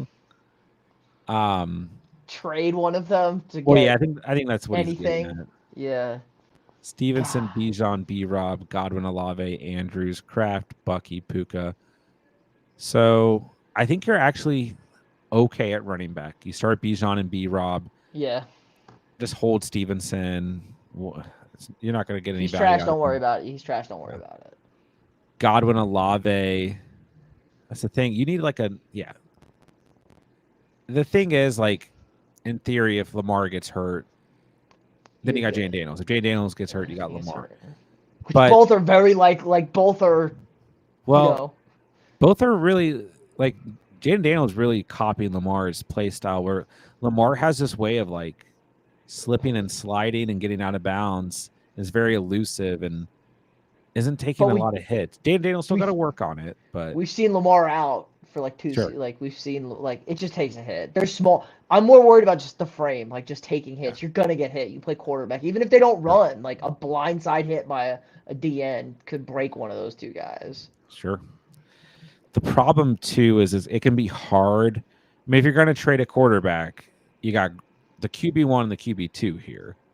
But sometimes it can be hard to like get the equivalent back from a running back or wide receiver, which in this case I think you want to trade for a wide receiver. But you're going to have to really target a team that it's also hard because there's so many injuries right now. But yeah, I mean, if you can get a wide receiver of correct return here, I would go ahead and do it. Because at least you can pick up and stream, Geno Smith or Trevor Lawrence or Fields or whoever's the hot ad right now. If something happens to one of the quarterbacks, where right now you don't even have you're flexing Stevenson or Bucky Irving. So And I'm asking for a lot. Like you're asked, like you sell them. yeah, Like, yeah. still don't undersell Lamar or Jaden Daniels. And I would sell probably Jaden Daniels just from a security standpoint. Like Sure. Lamar, we know Lamar is probably good. Like Jaden Daniels could have like a couple of games here where it's like rookie quarterback, things happen. But man, everybody's gonna want to buy him. That's true. And I think more people will be keen to buy Jaden Daniels right now than Lamar, believe it or not. Mm-hmm. Just because you just look at this past week. He's the new sexy toy. He's the new sexy toy that everybody wants. Right.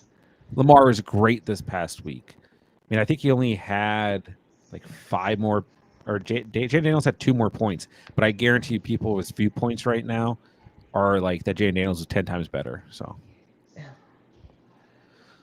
are y'all saying that I benched Tyreek for Sutton? Yeah. Yeah. I'm not even joking. Yeah. Especially against Vegas. Yeah, it's a great matchup for Sutton. He's getting all the volume. He's had double digits the past 2 weeks. Like, yes. Or Myers. I literally feel better about Sutton. Superflex pick 2, Kyler, Darnold, Caleb, Kyler, and Darnold.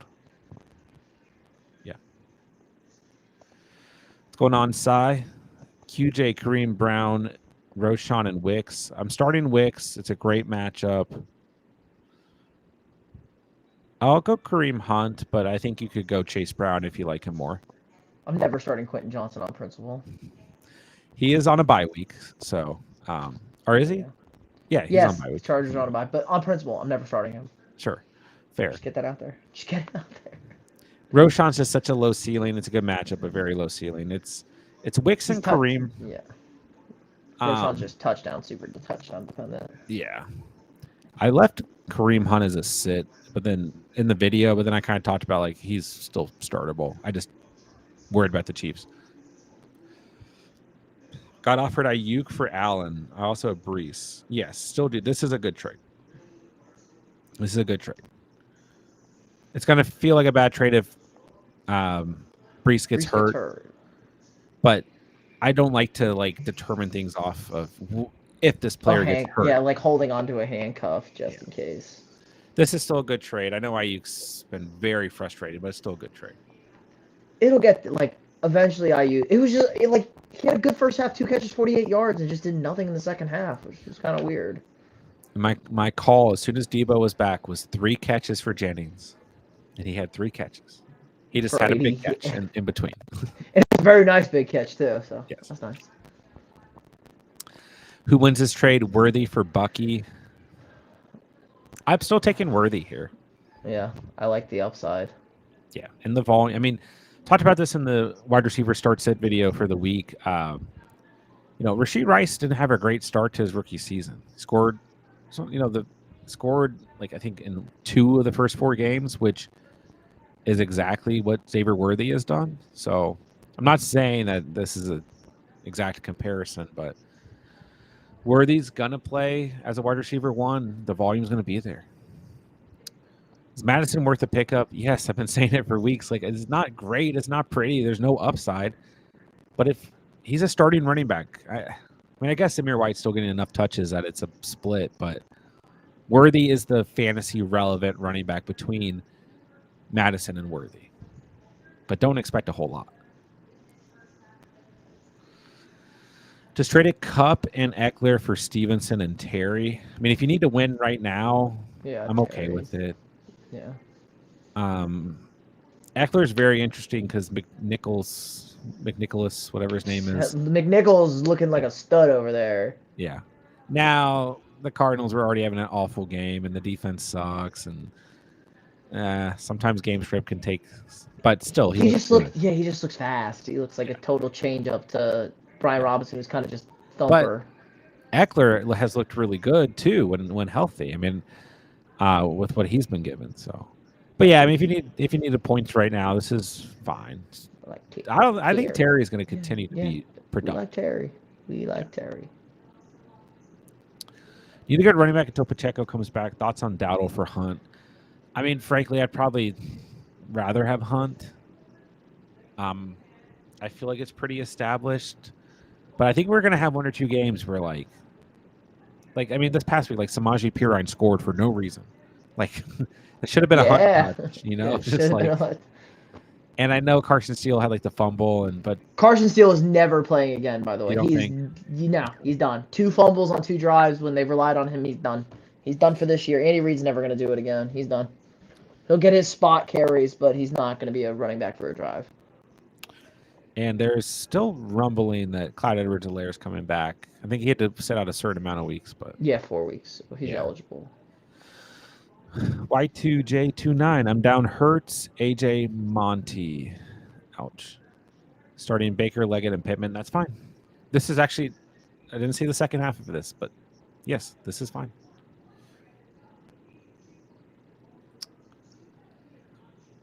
Jesse, what's going on? Should I add Nick Chubb and drop Javonte? If you have a winning record, you can, but I'm still not expecting Nick Chubb to just like roll right into things. And if you're Nick Chubb, why would you? I mean, the Browns are a dumpster fire right now. They're going to ease him back in. I know he's practicing again, so that, he's got 21 days, so it's still 3 weeks. The problem with Chubb, he's going to clog your roster. You can. I mean, it's not like you're getting a crazy amount of production out of Javonte Williams, but you're not going to get any production out of Chubb right now. Would you guys trade Deontay or Brian Thomas Jr. plus Ingram for Cup? No. Still surprising me that people see Deontay as a borderline wide receiver 1. He is a wide receiver 1. He is a wide receiver 1 on a decent passing offense the last 2 weeks.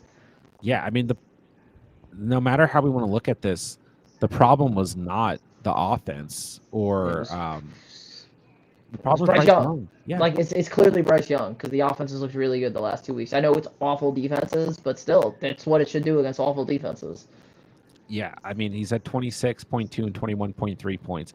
2 tough matchups, Chicago and Atlanta the next 2 weeks. He will get Denver in week 8. He does get Washington in between, thankfully. But I still think he's really solid the next 2 weeks. Great against Washington. Could be a set against Denver. Yeah, if he draws P2. Yeah, I might never start a wide receiver against Pat Surtain ever again. But clamps. It's unbelievable. Yeah. He's definitely, I think, taken over from Sauce as the number 1 quarter. Yeah. I mean, I think arguably he's always been better than Sauce, just not as I don't know about all that. I don't know about all that, but I think he's definitely got it right now. But Brian Thomas Jr. has also been really good. Yeah, he's a wide receiver 1. Yeah. I mean, if you're 4-0 and you're stacked, you want to get Cup for down the stretch, sure. But I think I'd rather have Deontay or Brian Thomas. But also Cup, I guess, let's talk about Cup because there's actually rumors that he might be back within another week or 2. Mm-hmm. But also, he just got ruled out for week 5, which I hadn't seen yet. And he's on a bye week in week 6. Deontay or Brian Thomas are a hold. And Evan Ingram's been hurt. He could still be very good. GT Sport, what's going on with Zay Flowers? Thinking of starting Tucker or Mooney instead. That's tough. They just haven't needed Flowers. My fear, I expected a better game script against the Bills and that they would need Flowers and get that volume back up. But Derrick Henry just ended that real quick. Yeah, they're just gonna run the defense or run against the defense until they can't. So I am a little worried about Flowers, but do I want to bench him for Trey Tucker or Mooney? I don't know if I'm quite there. I liked Tucker last week. He gets the Broncos this week, though. Surtain's going to be on Myers, but the rest of the Broncos secondary has still been pretty good. Mooney on a short week. I think I'm starting Flowers.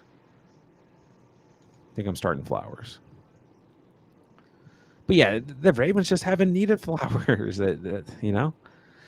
Speculation that Rams will trade Stafford. No. No they shot. won't. No shot. No, they'll let him retire as a Ram. No. If they're going to move on, it'll just be like both sides agree.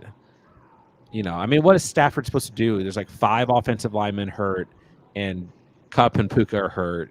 The defense sucks. The defense is awful. It's like you can't really look at Stafford and say, if we get rid of him, then this team improves. Like, what type of return are they really going to – who's going to trade for Stafford right now? Where's Stafford going where he's going to have a good play caller and be the quarterback? Like, where he's going to win? What does he care?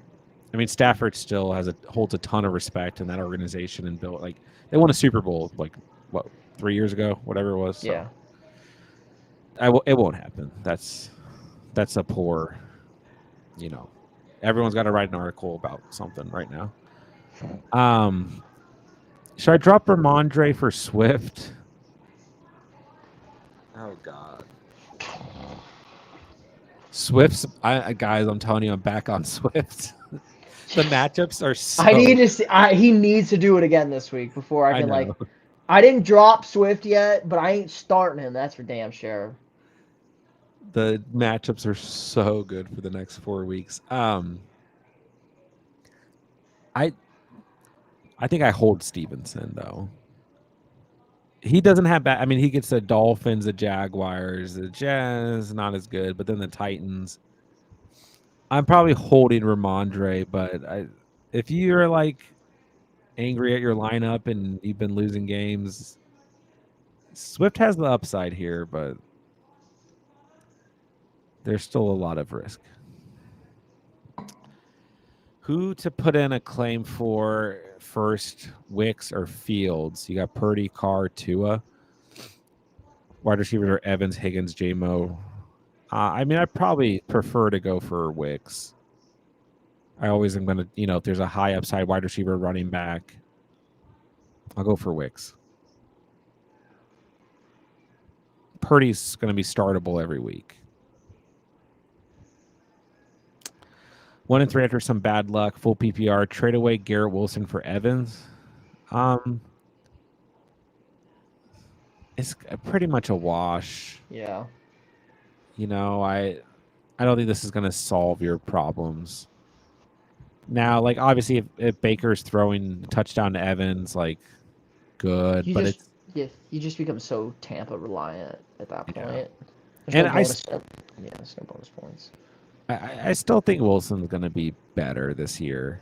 We expected a bad game in week 4, It is a little bit of a tough stretch here for the Jets. Minnesota, Buffalo, Pittsburgh, New England. Don't cross them out, even though the Jets owned them last time. It's a road game at New England. It's got trap game written all over it. Houston, Arizona, Indy bye week. They finished the year at Miami, at Jacksonville, Rams at home, at Buffalo. That could be interesting, but I will say I don't see a crazy high ceiling for Wilson. It's just a wash. It's about who you prefer here. If you want the stack, go get the stack. It's fine. But I just don't know it's going to solve your problems. Dobbins and Moss for Henry, yeah. Yeah.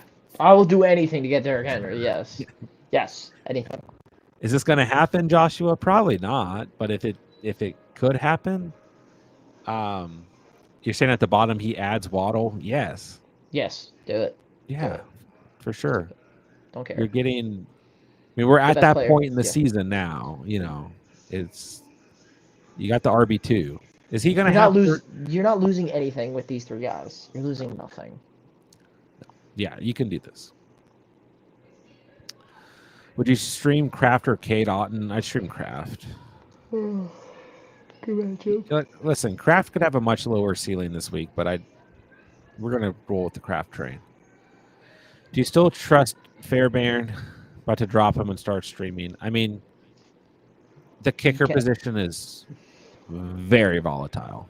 I only have one rule in my kicker videos now, and I hit a lot of people in the comments. Do not start a kicker against the Minnesota Vikings. That's the only rule. Everybody was hammering the Packers kicker in the comments. I was like, don't do it. Bad things happen. Yeah. It's the only rule. Kickers, toss up. Total toss up. Yeah, I mean, like, you had Carlson go from 3 points to 1 point from weeks 3 to 4. Tyler Bass went from 11 to 5. Myers went from 7 to 2. You know, Fairbairn's gone 17, 20, 0, and 6. You know, like, Moody's gone 26, 5, 5, and 13. He's the kicker 3. Fairbairn's the kicker 4. Like I feel like McPherson and all like it's like the guys that you're not gonna be able to get are locked in. Yeah. Kickers. McPherson's been solid. Aubrey has been ridiculous. Yeah. So I'm always, you might as well just roll with the punches and stream. Even Young Wei Koo, who had 20, had 7 the week before, Yeah, that was like your kicker of the week, right? That was my kicker of the week. It was mine, baby. Yeah. I went who did I go with over him? I think it was Myers. I had the Packers kicker, then I went Myers, and I knew I should have gone. It didn't matter. I still won, but yeah. All right, let's see. Pete, I forgot what time you had to get off, but I have to get off, but like I was riding it out. We got one more. I'm just gonna stay on. Hit Ghost Hunter's comment, and then I'll hop off real quick. Oh, I say trade the Scotter guy for Joe Dirt. Joe Dirt. Let's go. Joe Dirt's back. Perfect. All right, Pete. All right. Thanks. Pete's kicker video will be out tomorrow. Make sure you guys check it out in the afternoon. Pete, thanks for helping answer questions. Yeah, appreciate it, guys. I'll be back. Yeah, kicker video tomorrow. Check it out. We've been pretty good. I put a bunch of kickers out there, but we've been pretty good. We've had 1 or 2 that have been tops of the leagues each and every week. Thanks a lot, Greg Zerline. You killed me on that one as the stream of the week. But yeah, again, and then we'll be back Friday. Probably streaming Saturday, whenever. You know it. So yeah, peace out, guys. See ya. Thanks, Pete. All right, let's see. Oops. Whoops. All right, let's get caught up, ladies and gents. All right, Tommy, if you're 0-4, is Jaden Reed for Amari Cooper and JSN worth it? Other wide receivers are Dell, Metcalf, Robinson, Michael Wilson.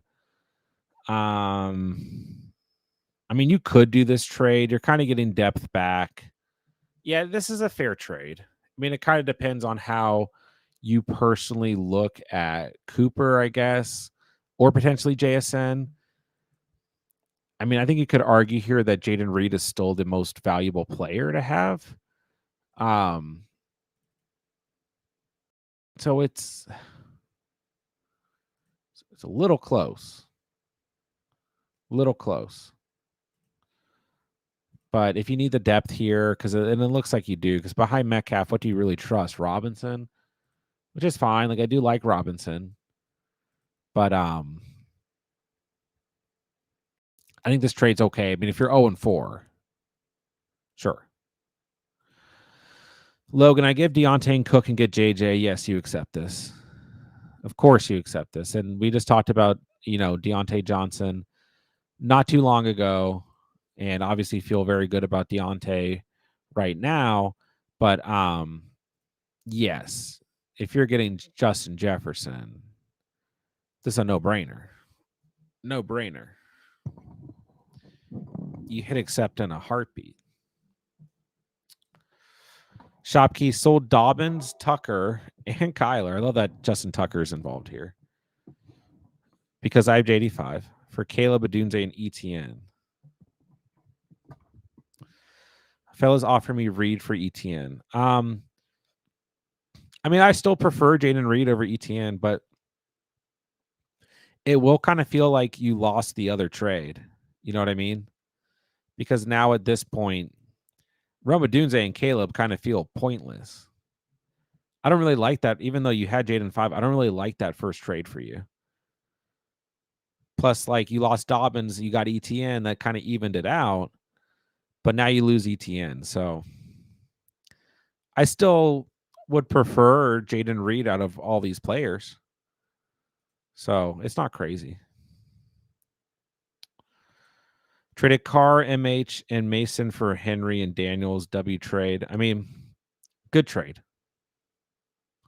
I'm not like, I know some people maybe feel a little bit down on Marvin Harrison, but I'm not. I'm not personally. He's still the wide receiver 7. He's still been very good, even if the offense is starting to or has teetered out. He's still been very, very solid. So, but it's basically MH and Mason for Henry and Daniels, and then he lost Carr, who's replaced by Daniels. So it's still a solid trade. Godzilla Toes, I have Hunt and Rashad White as my starters. Am I cooked? No, you're not cooked. I've seen far, far worse. I've seen someone who was Alexander Madison and Sanders on the Panthers against me this week because they have Barkley and Gibbs on bye. I've seen much worse. These guys can, at least potentially get you through.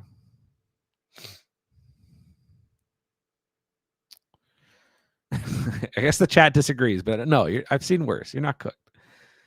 Cosmic, should I do this trade full PPR? I get Diggs, Zay, and Brees for A-Chain, Kirk, and Walker. Ooh. Need wide receiver because Rasheed got hurt. I'm starting Evans and Kirk. He also offered Godwin instead of Diggs.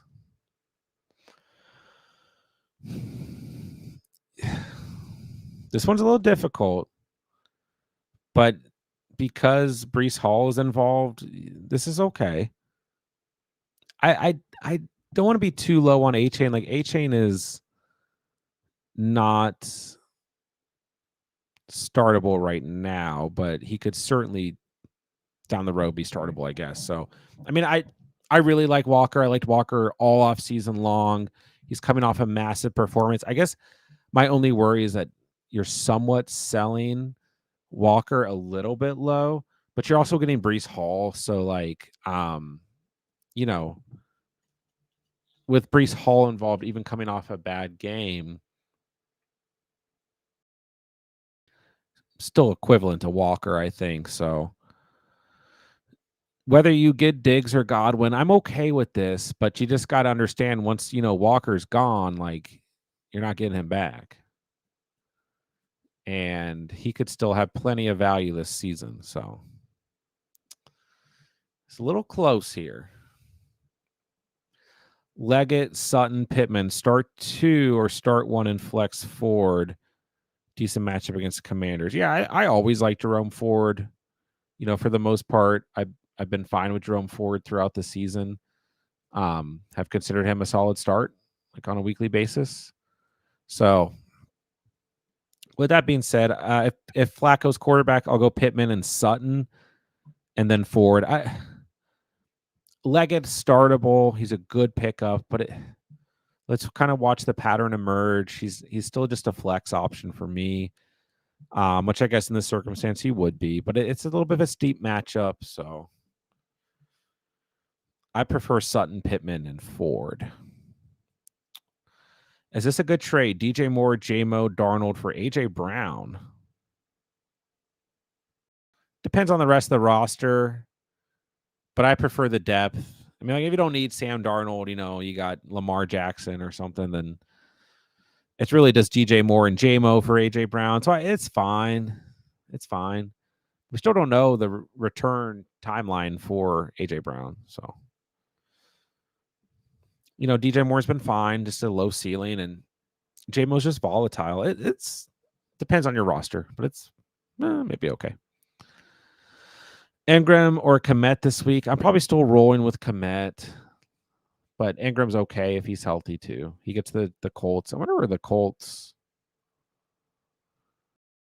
What are the Colts are second to last against the position, so I don't hate I don't hate Ingram. Panthers are 30th. They somehow played well against the position last week, but yeah, I probably roll Komet with Ingram coming off of the injury, but both are okay.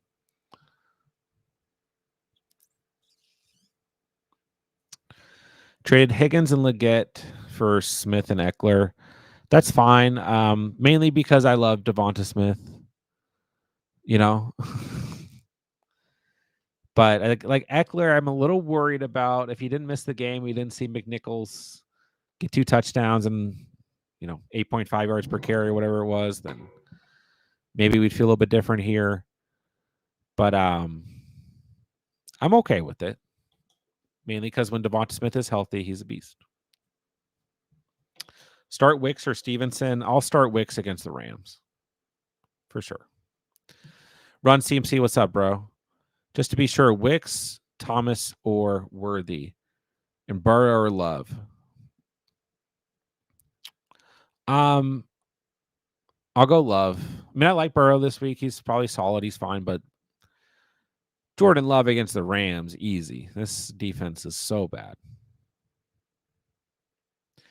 The other 3 are tricky. I think Wicks is still a little risky, has some volatility. I think Brian Thomas Jr. is just a solid, I don't think there's been a single week where I haven't been like, if you own Brian Thomas Jr. and you start him, he's just going to be solid. Like maybe outside of week 1 going into, the first game of the season, but I'd probably just go Brian Thomas Jr., but if you want the upside, go Wicks. Ravens are going to average 300 rushing yards all year. Ravens pass catchers are suffering if they don't get a random touchdown. Well, I don't particularly disagree, but you look at the first 2 weeks, like they were still running a lot.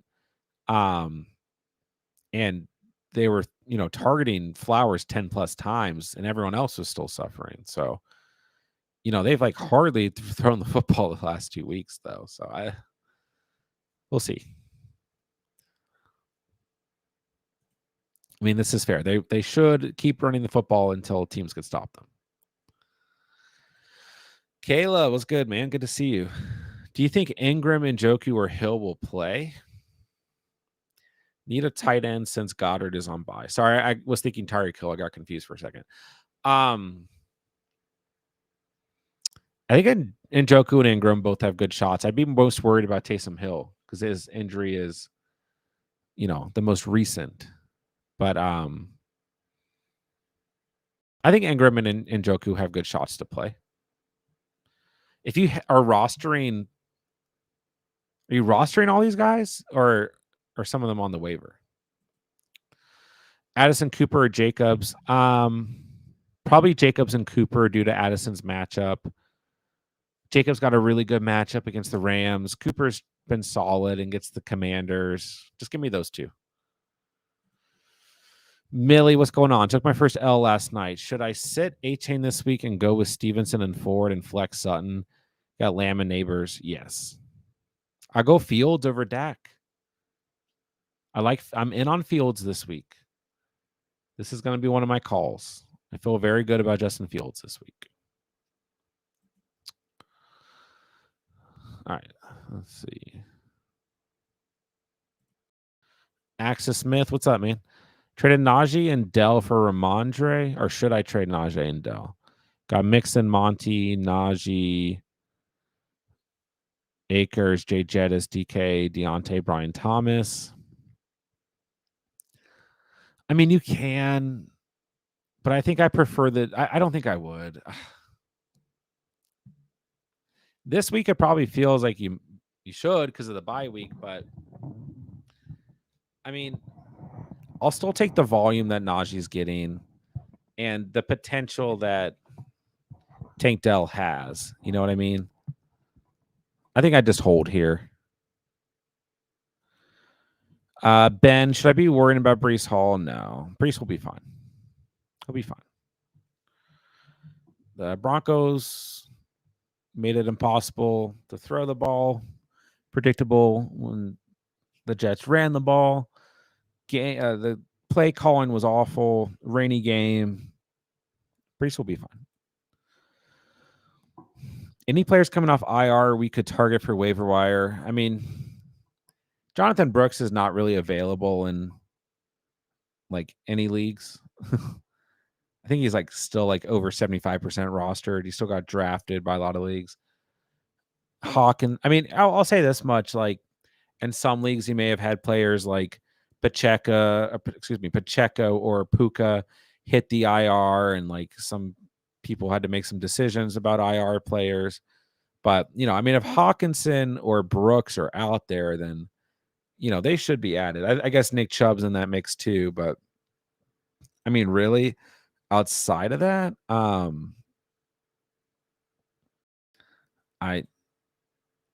I can't think of anyone that you need to target. Those are really the three that could have an impact. I'm 0-4. Had Ayuk, Hill, London, Cooper, Deontay, Mason, Monty, Jacobs, Pollard, and Pacheco. Just traded Monty and Cooper for Metcalf and Stevenson, then traded Chubb on IR for Adams. Those are fine. This team's really not that bad. I mean, Ayuk's underperformed, Hill's underperformed. London and Cooper, I could see losing games. Deontay was bad the first 2 weeks. Mason, Monty, Jacobs, Pollard, Pacheco's probably been enough. I mean, the trades are fine. I like the Chubb for Adams trade a lot. So, what do you think? Yeah. I mean, I really like Monty. I'd rather have Metcalf than Cooper, but of course, I'd rather have Monty than Stevenson. So, I mean, you did need more help at wide receiver. So that is okay. I do like the Chubb for Adams a lot, though. Ronaldo, Neighbors, Deontay, McLaurin, Addison, Dell. Need 2 wide receivers and a flex. Starting Neighbors, starting Deontay, and I would flex Terry. Addison, I still think will be solid, but he has a tough matchup this week. Dell, you don't need to start over these guys, but Neighbors, Deontay for sure. Then, yeah, Terry, keep rolling Terry. Ben, I'm in an 8-man league. I just traded JT and Garrett Wilson for Marv, Jaden Reed, and Smith. That's a great trade. Already have Hall and Kamara. Yeah, I mean, JT's hurt. He might play this week. He might sit out 4 weeks. This is a great trade. Great trade.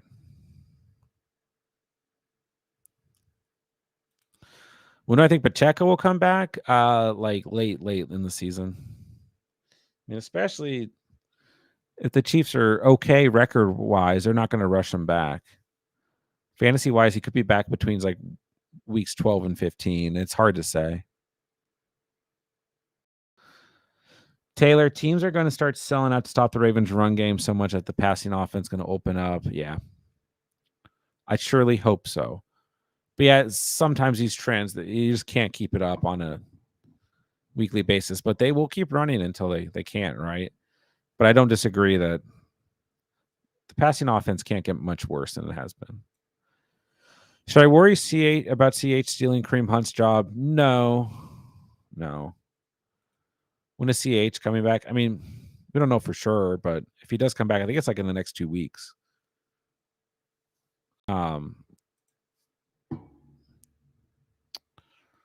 Let me see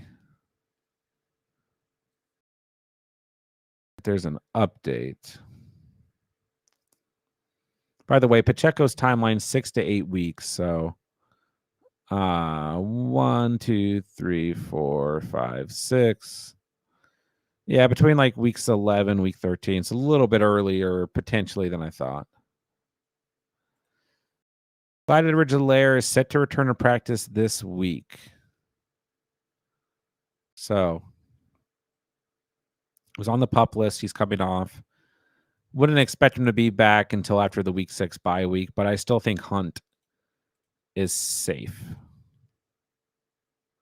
But we'll find out. I mean, the Chiefs running backs have been kind of a stay away from me because of this up and down battle. Start 2, Pittman, Ayuk, Shakir, and Randall. I really like Shakir. Like, I know the upside's not huge, but he just feels so safe. I'll go Shakir and Pittman. If Flacco doesn't play, maybe go Robinson here. I'm just avoiding Ayuk. I mean, you could go Ayuk here. I like Shakir personally. The rest are debatable. But I would say, based on last week in matchups, Pittman and Shakir. Shavin says Keaton Mitchell, Zay Jones. Those are fine options too. Mitchell's definitely interesting. How do you think Jerome's going to do with Nick Chubb coming back? I think he'll be fine. I don't think, like, Nick Chubb might be practicing, but is he actually playing? Let's not worry about it until we get news that Chubb's going to play. And even then, they're still going to ease Chubb in and still have touches for Jerome Ford. Yeah, Keaton Mitchell, a good IR target for sure. Mahomes for Love, a good trade. Yeah, I'd rather have Love.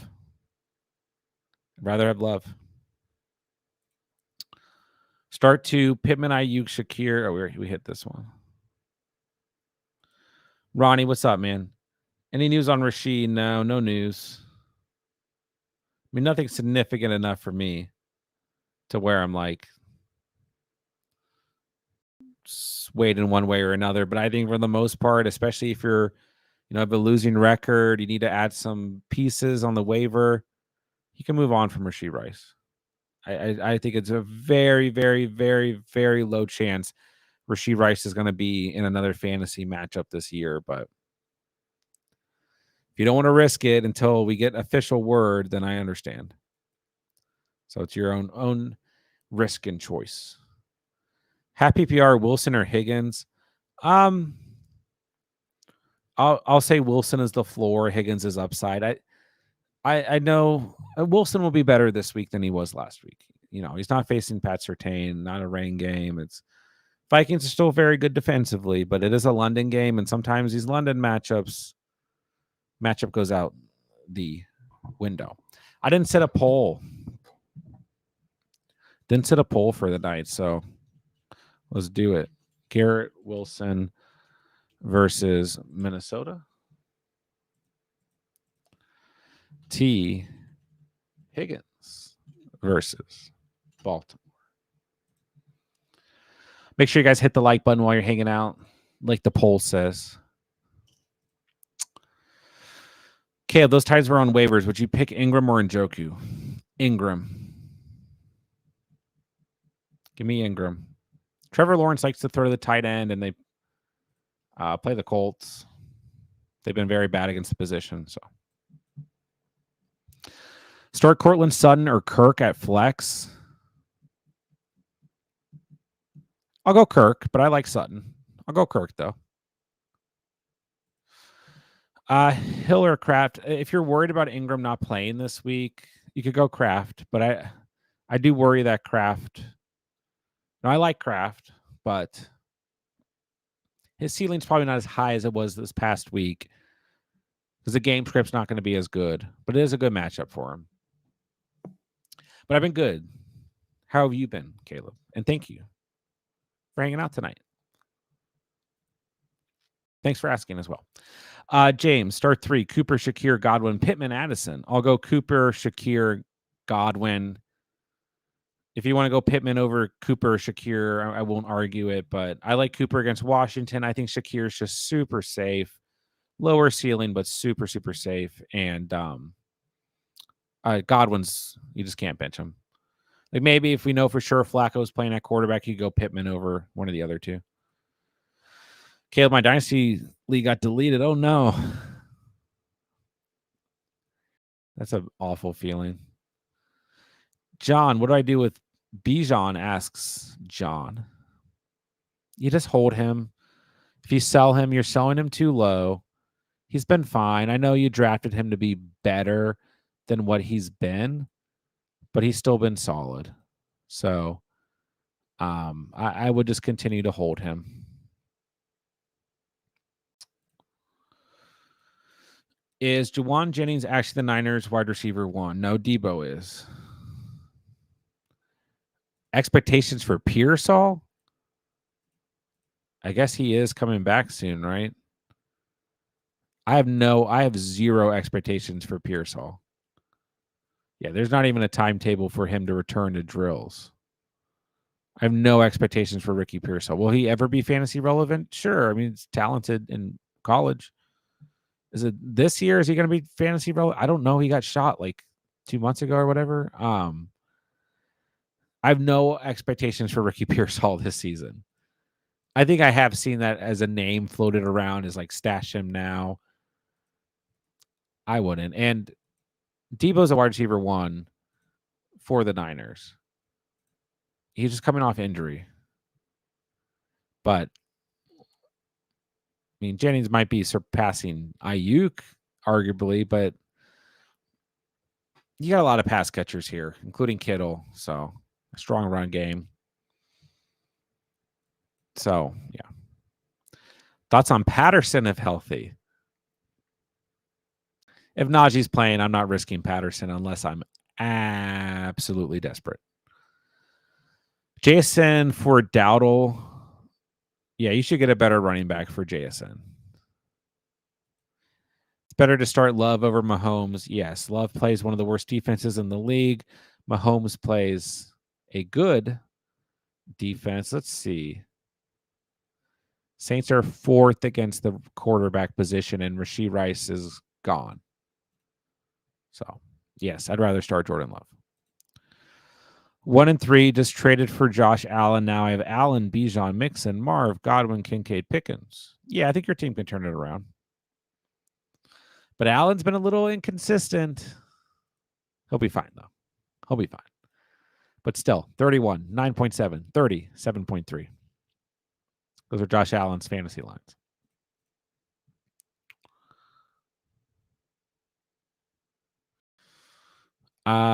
What should be a good straight up trade for Goff with wide receiver or running back?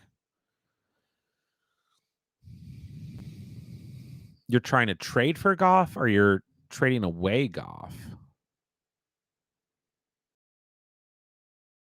Like I wouldn't trade for Goff right now. He's coming off of a 30-point game when he had like 15 or less points the first 3 weeks of the season. Wait till Goff kind of comes back to earth, you know? I would not trade for him right now because you're going to trade better play. You could have got Goff for free like a week ago, you know? Caleb, have a good night. Thanks for hanging out, bro. Thoughts on Patterson versus Dallas? Yeah, like I said, Millie, it is a good matchup. Don't get me wrong, but I just can't do it unless I'm desperate. What is a fair trade for JSN? Oh my gosh, that was such an aggressive yawn.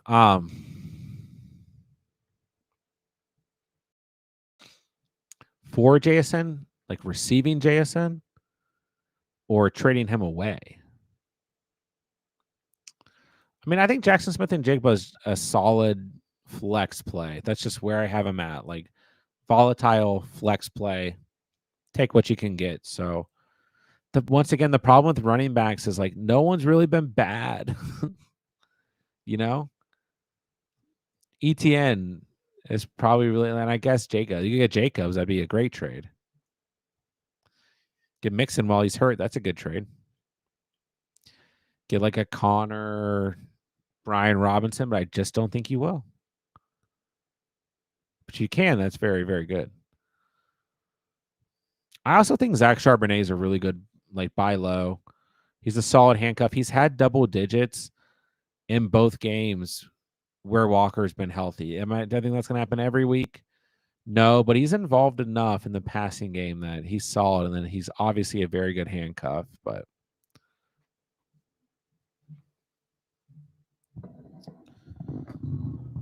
look at teams that are wide receiver needy and maybe like not as stout at the running or have more depth at running back, I should say. Noah Brown, what are you doing with this dumpster fire team? Who to go for on waiver? 12-man PPR, 2 flexes. Jaden, Stevenson, Akers, CD, MH, London, Dobbs, Ingram, benches Pacheco, Hawkinson, Chubb, Tutu, and Coleman. Well, it's hard to say who to go for on waivers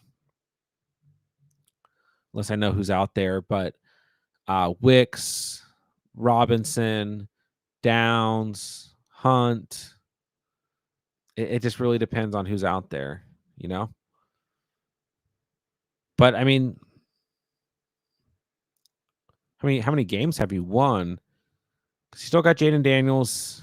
Your RB2 is a problem. I mean, I would be prioritizing running back because you still have CD, Marvin Harrison, and London here. And Dobbs will be better now that Jordan Love is healthy. Maybe he won't be great, but he'll be better. Yeah,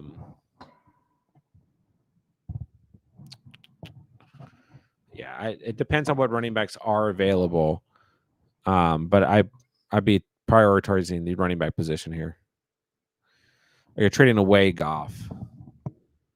Well, you got to look at quarterback needy teams and like what scenario right now is really making you quarterback needy. I feel like there's been solid options off the waiver wire. Like even if you're dealing with the Tua situation, Jordan Love's back. I guess Anthony Richardson owner.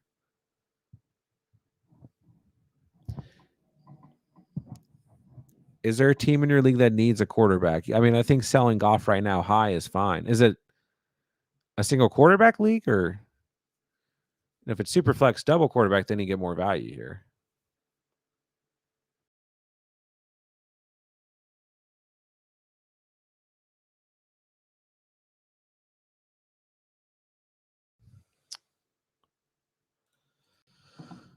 Should I trade away Laporta and Zay for Hill?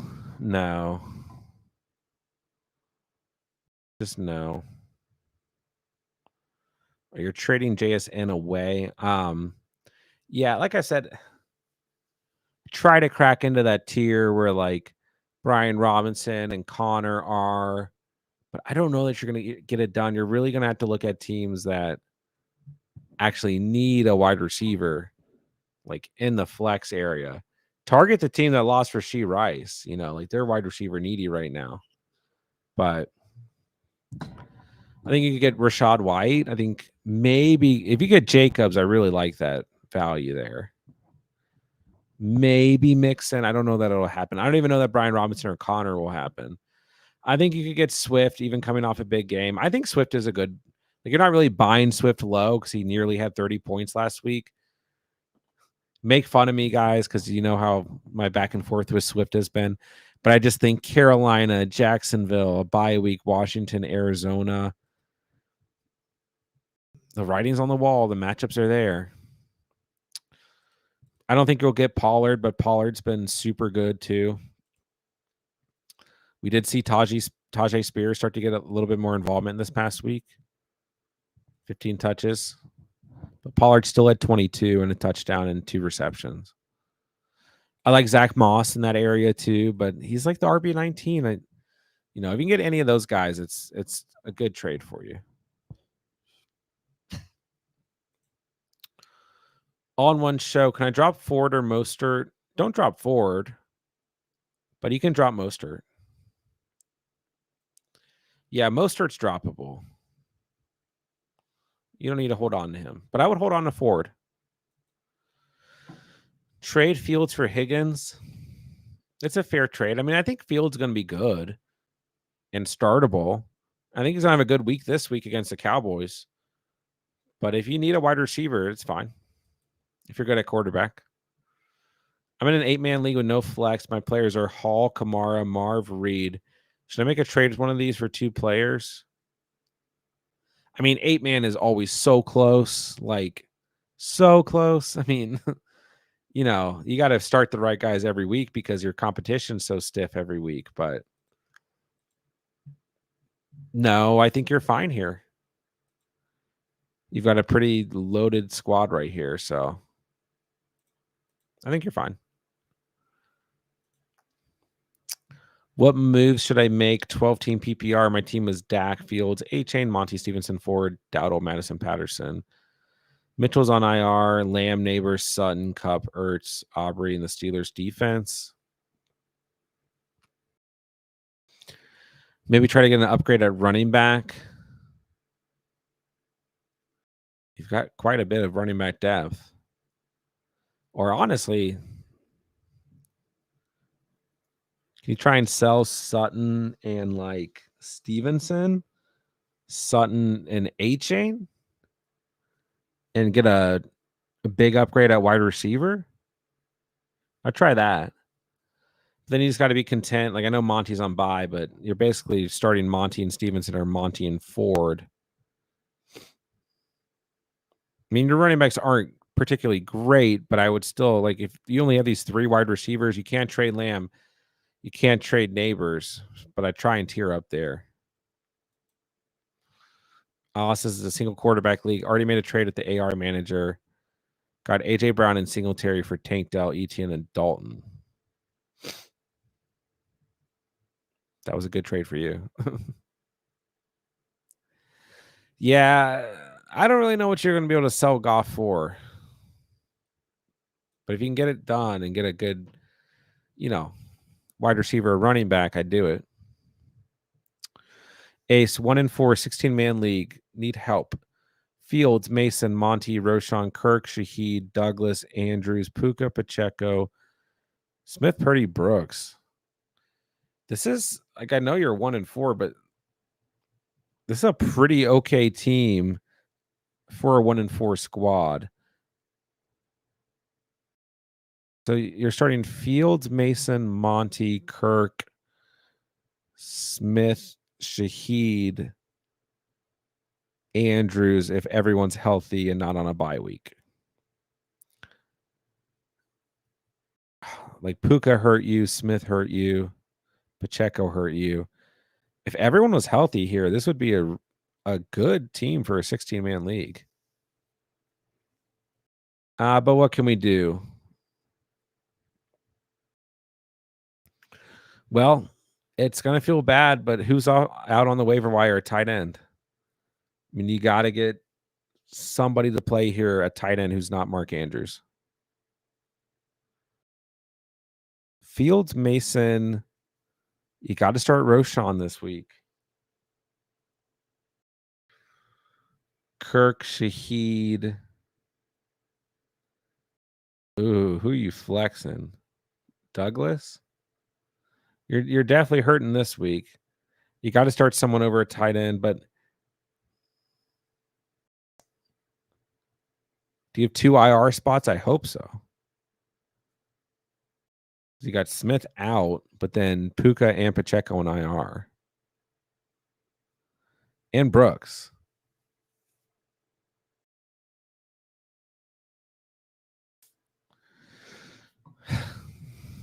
I hate to say this, but I might take the L this week. I might really take the L this week. Because you're already at a huge disadvantage. Monty's out. He's on bye week. So you got to start.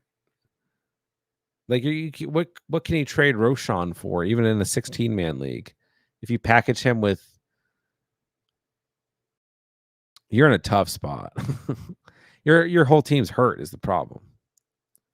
If you need to win now, you got to try and move guys like Smith. Don't trade Smith, but you might have to try and move Puka and Pacheco as part of a package with Monty. But then what are you really going to upgrade? Because you need an upgrade at wide receiver. And then if you do that, then you're just with Jordan Mason and Roshan. That's a tough spot.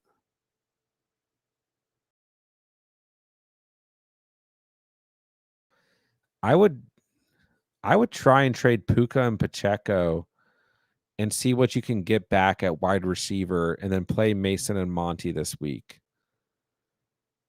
But it might be tough to do. I don't know if that was a helpful answer. That's tough. Traded Bijan and Jennings for Gibbs, Kittle, and Swift. That's a good trade. Jennings is just not going to have super high volume. He's fine. He's a good flex play until further notice, but The volume just isn't high. You get a good tight end, and there's not a lot of good tight ends right now. There's just not. And then Gibbs over Bijan is good. That is a good thing.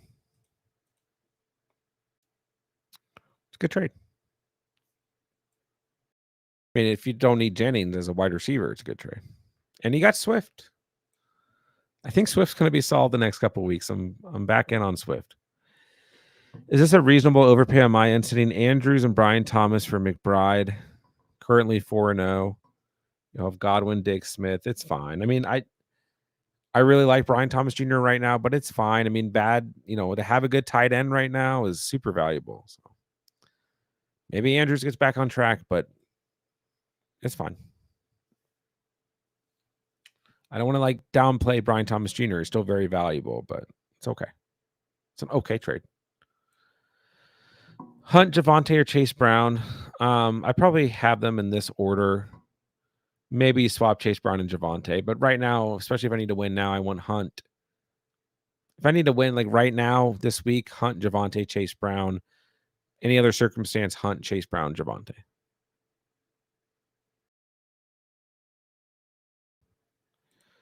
Yeah, if you can go for Bowers, I mean, I don't know. I think McBride and Bowers are very close. They're hardly separated. So whether Devontae Adams gets traded or not, they're still very, very close. It depends. You need the running back, you need the wide receiver more all in one show. If you need the wide receiver more, then Wicks is probably the guy. What's going on, Pristine? Hope you could help me out. Who should I start? 3 wide receivers, 12-man standard. Pretty good list here. I would start Nico, no questions asked. I'd start Jaden Reed, no questions asked. I would start Amari Cooper against the Commanders. Yeah, that's pretty easy. 3 good starts there. Nico's been a dog. Reed's been a dog. With Jordan Love is healthy. Amari Cooper's got a great matchup, and the targets have still been there for Coop. Adams might not play this week. Apparently, he may not play until he's traded. Waddle, just a no until he has a quarterback. Jordan Addison, bad matchup. So I do think Addison's okay, but it's Nico, Amari, and Reed for sure. You're welcome, Ace. That is just a tough spot to be in, my dude. Kyler or Fields? I really like Fields this week. Sunday Night Football at home. Cowboys struggle against the run. They struggled against Lamar. I know it's not an even comparison here. I'm going to go Fields. But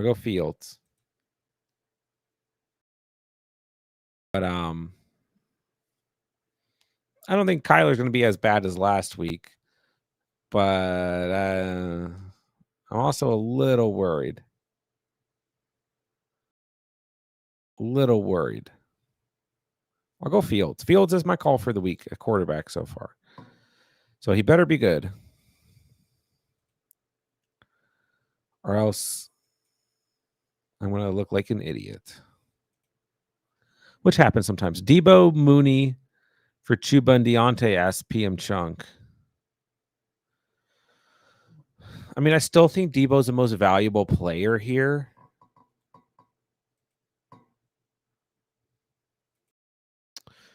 But especially if you need to win right now,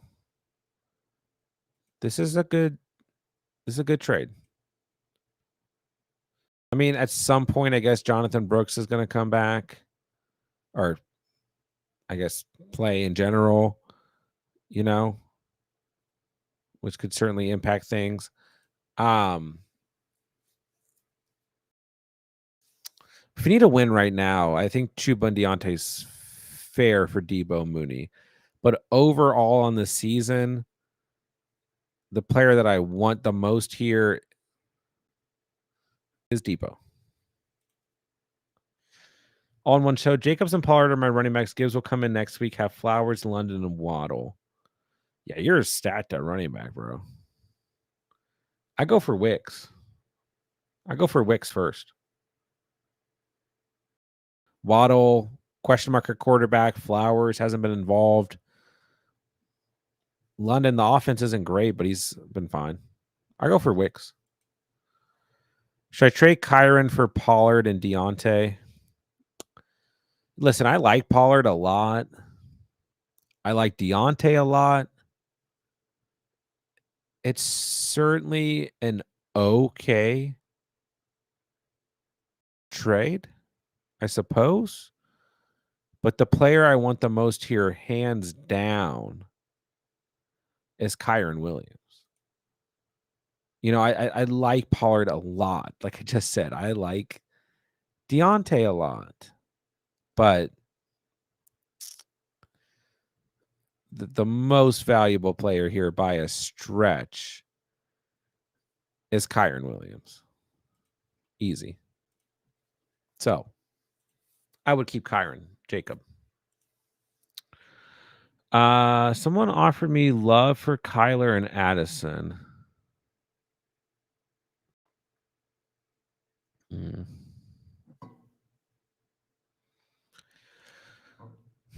It's close. I think I prefer. Like, I think it's pretty easy right now to say that Love will be or could be better than Kyler on the season as a whole. You know? But I think Addison is going to be really good. I've been talking about Addison for a couple of weeks now as a really good buy low. So, I think I'd hold Kyler and Addison, but I mean, you have pretty good wide receivers.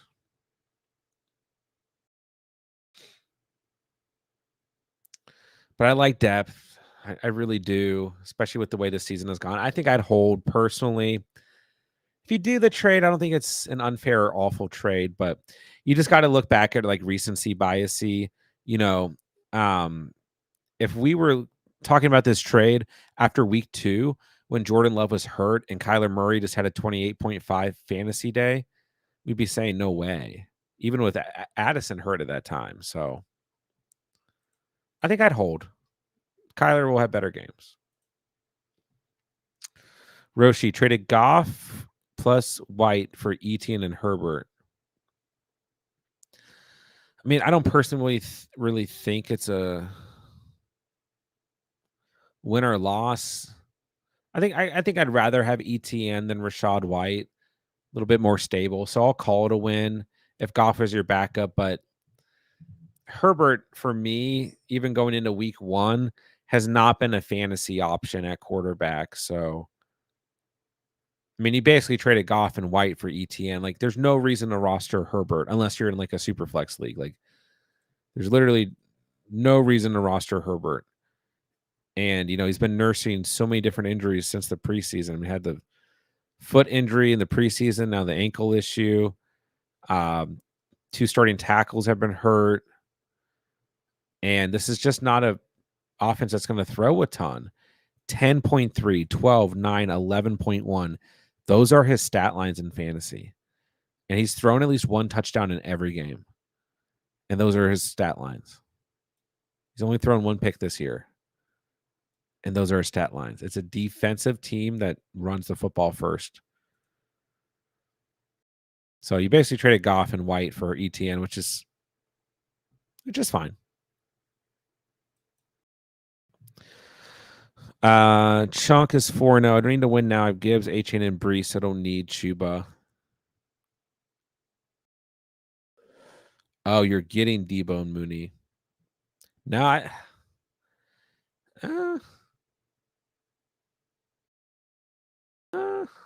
who are your other wide receivers? If you want to get Debo here, I'm okay with getting Debo here.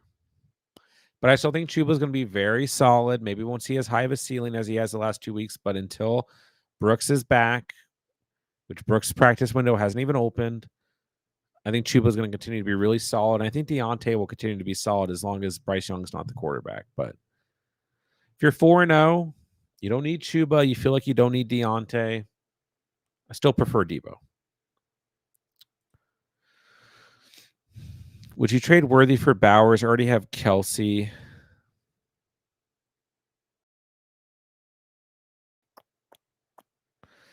I still prefer Worthy in full PPR. I mean, he's about to see wide receiver 1 volume, but I mean, you could do this trade. This trade is okay. I mean, I don't know if Bowers' value is going to skyrocket with no Devontae Adams. Like, kind of my issue there is, like, for example, this past week we saw no Devontae Adams and Bowers had 5.1 points. Like, still only had 3 targets. Like, this offense is just not super efficient, and it certainly becomes less efficient if Adams is not playing for them anymore. So, yes, the targets should be vacated, but you got Myers and Tucker. I mean, I still think it's an okay trade because tight end play has been so bad. And I do think Kelsey's going to be better, but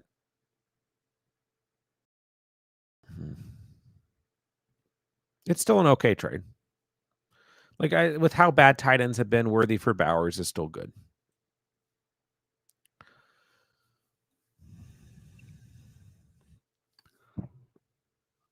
Sorry, guys. Do I trade London or DJ Moore? Have Bowers and Chase?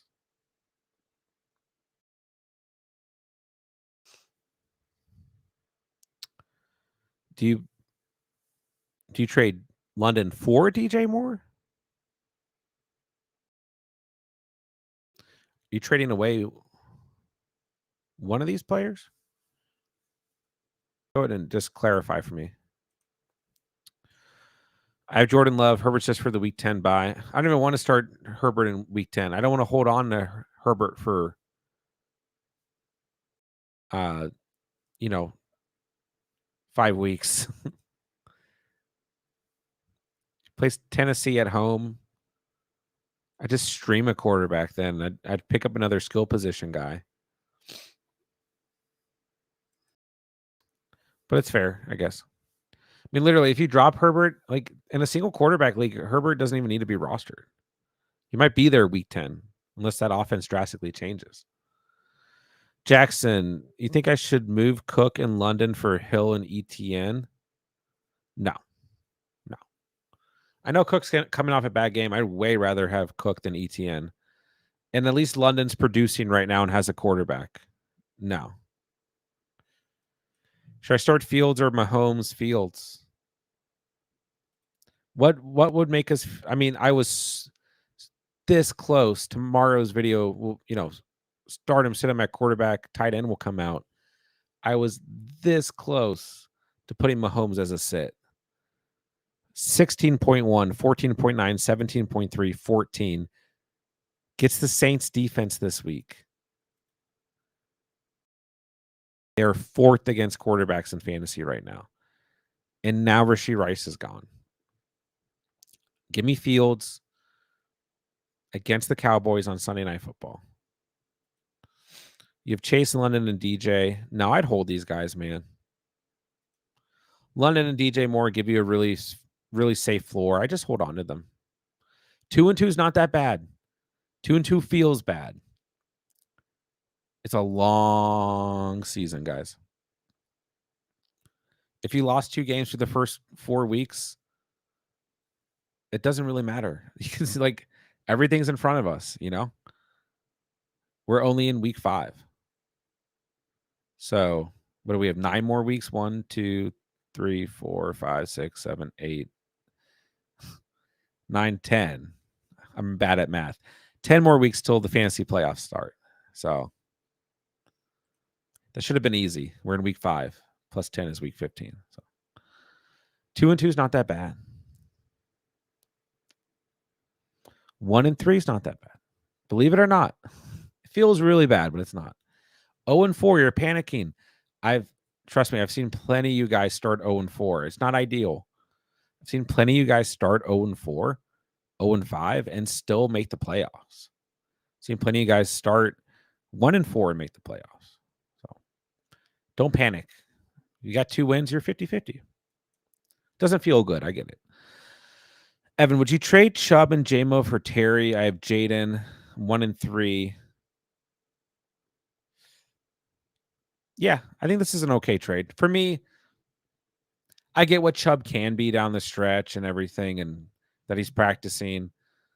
And I really like Jameson Williams. I do, but he's still very volatile. To me, you get a stable wide receiver that you can trust. You get the stack. That's nice too. I think this trade's okay. Sure. Cortland Sutton and Javonte for Cooper. Yeah, I do this trade. I'd rather have Cooper. Sutton's fine, but this offense is still really bad. Javonte is like okay. But yeah, I would do this trade. But I'm a Cooper believer. You might not be. He might get traded too, which might help. Someone dropped Love. I have 100 in Fab. I have Daniels, but should I scoop up Love as insurance? Yeah, but you don't need to. You already just remind yourself you don't need to put in a lot of Fab here. You don't need to. You have Jaden Daniels.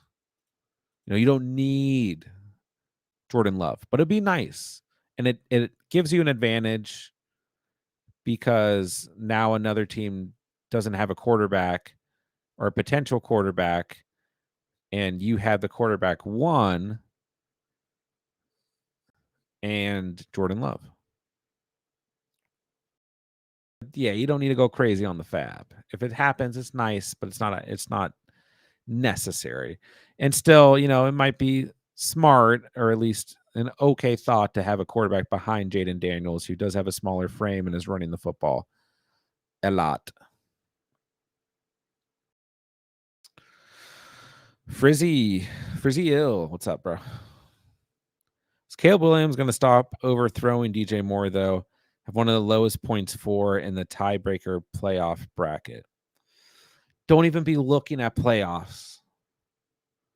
Don't be looking at playoff brackets yet. We're like so far from the playoffs. Don't be worrying about that. Just be worrying about sitting the best possible lineups for now, for week 5, 1 week at a time. Don't be worried about that just yet. And is Caleb Williams gonna? I mean, that part might be hard for me to answer, but DJ Moore has still been solid. So just take the safe floor for now. I don't think. I mean, like, are you thinking about trading DJ Moore or London, or both? Because like, if you just trade DJ Moore right now, what are you really gonna get? I would just keep that safe kind of 10-ish floor area and consider him a flex guy, wide receiver 2 guy, and just leave it at that. Can I get away with Otto starting Murray rest of the season, or try to pick up Fields or Dalton? I try to pick up Fields just because we've seen some risk associated in starting Kyler Murray. But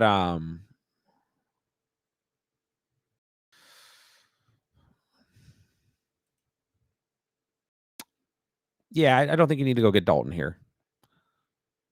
And sorry, I was trying to think about your other question. Like, you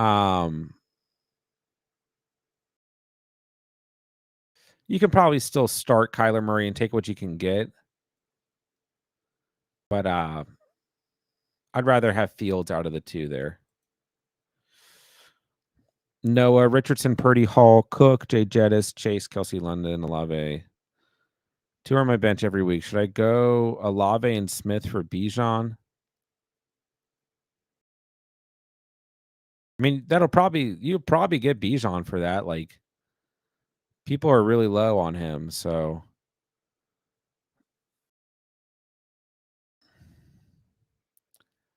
now,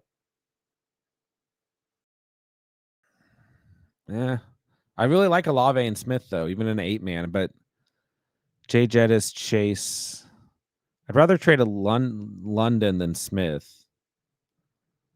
Or do you have a winning record? I try to keep these guys. 8-man leagues are so tough. Everyone's so good. Trade Kamara and Garrett for Brees and Reed. No, I mean, you're underselling Kamara here. He's the RB1. Don't undersell Kamara. I just say no, Shane. I'd rather have Reed than Wilson, but if you're getting like Gibbs, someone like RB6, RB7 area, maybe. But no, I'm not trading Kamara. And I do like Hall. I mean, I get what you're asking and why you're thinking of this, because Brees Hall's still going to be fine. But no. Devontae to Jets for Reddick in a second in real life. Where do you think he's going? I have no clue. We talked about it at the beginning of the stream. It's like all we can do right now is speculate. Anyone's guess is as good as mine. So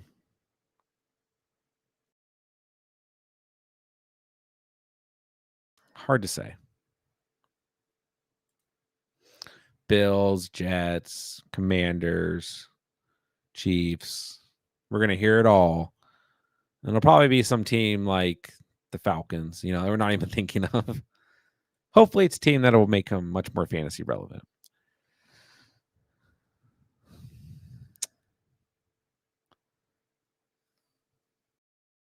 I mean, London and Moore have been pretty consistent,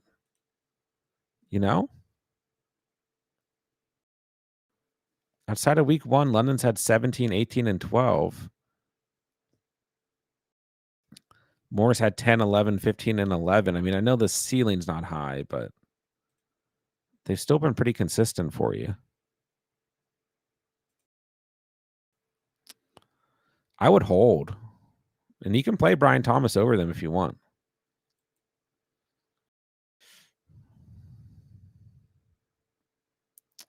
Should I trade Patty, Jennings, Henry, and Johnston for Pollard, Deontay, and Daniel Jones?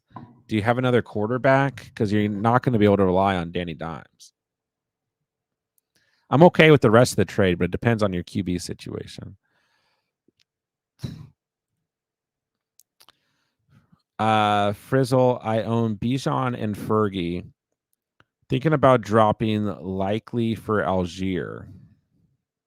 That's fine. Yeah, if you have Ferguson, you don't need likely. This is fine. Yeah, and Bijan dealing with the hamstring injury. Algier somewhere touches. So yeah, good move for you. Yeah, you're good with Fergie.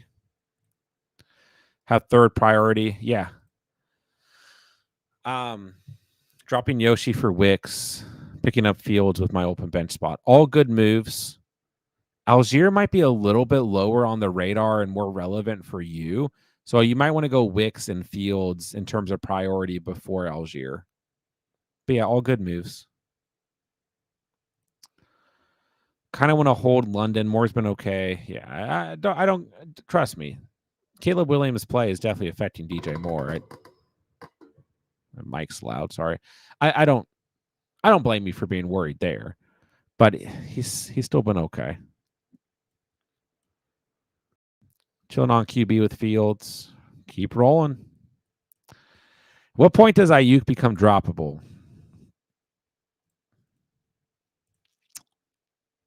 Depends on your league size and format and everything, but I'm going to say, I not quite yet. Not quite yet.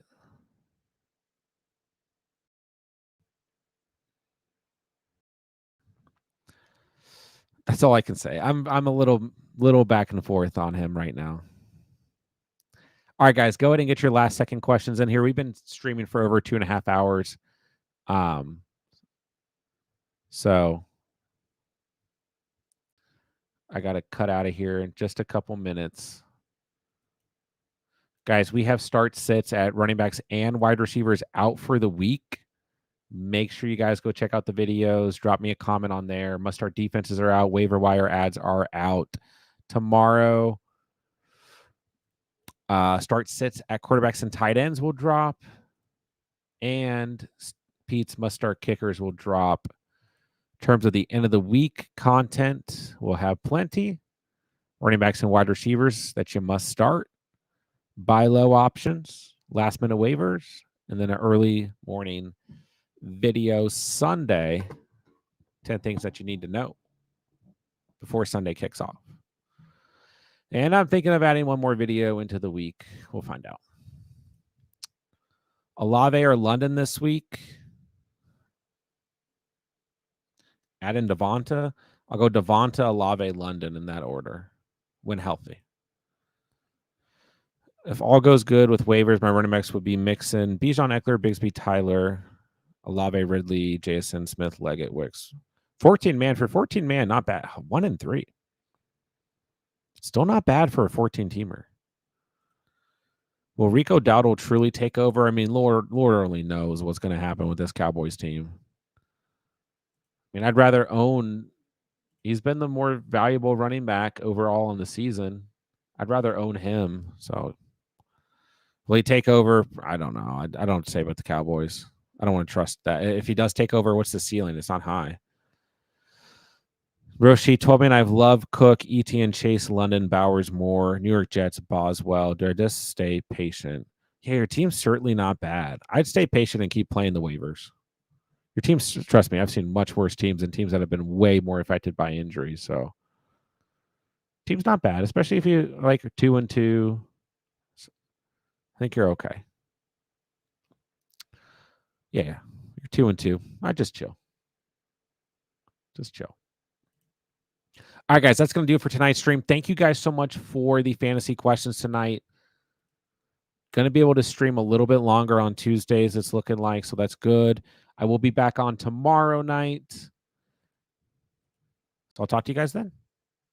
Good luck on the waivers. If you guys need anything, drop a comment on one of the videos. That's going to be the quickest way to get a response from me. Make sure you guys are checking out the videos as they drop throughout the week, and I'll be back on to answer your guys' fantasy questions tomorrow. So, as always, thank you guys so much for all the fantasy questions. And with that, I'll say thank you guys so much for watching and or listening. And remember, Yesod here on the catch and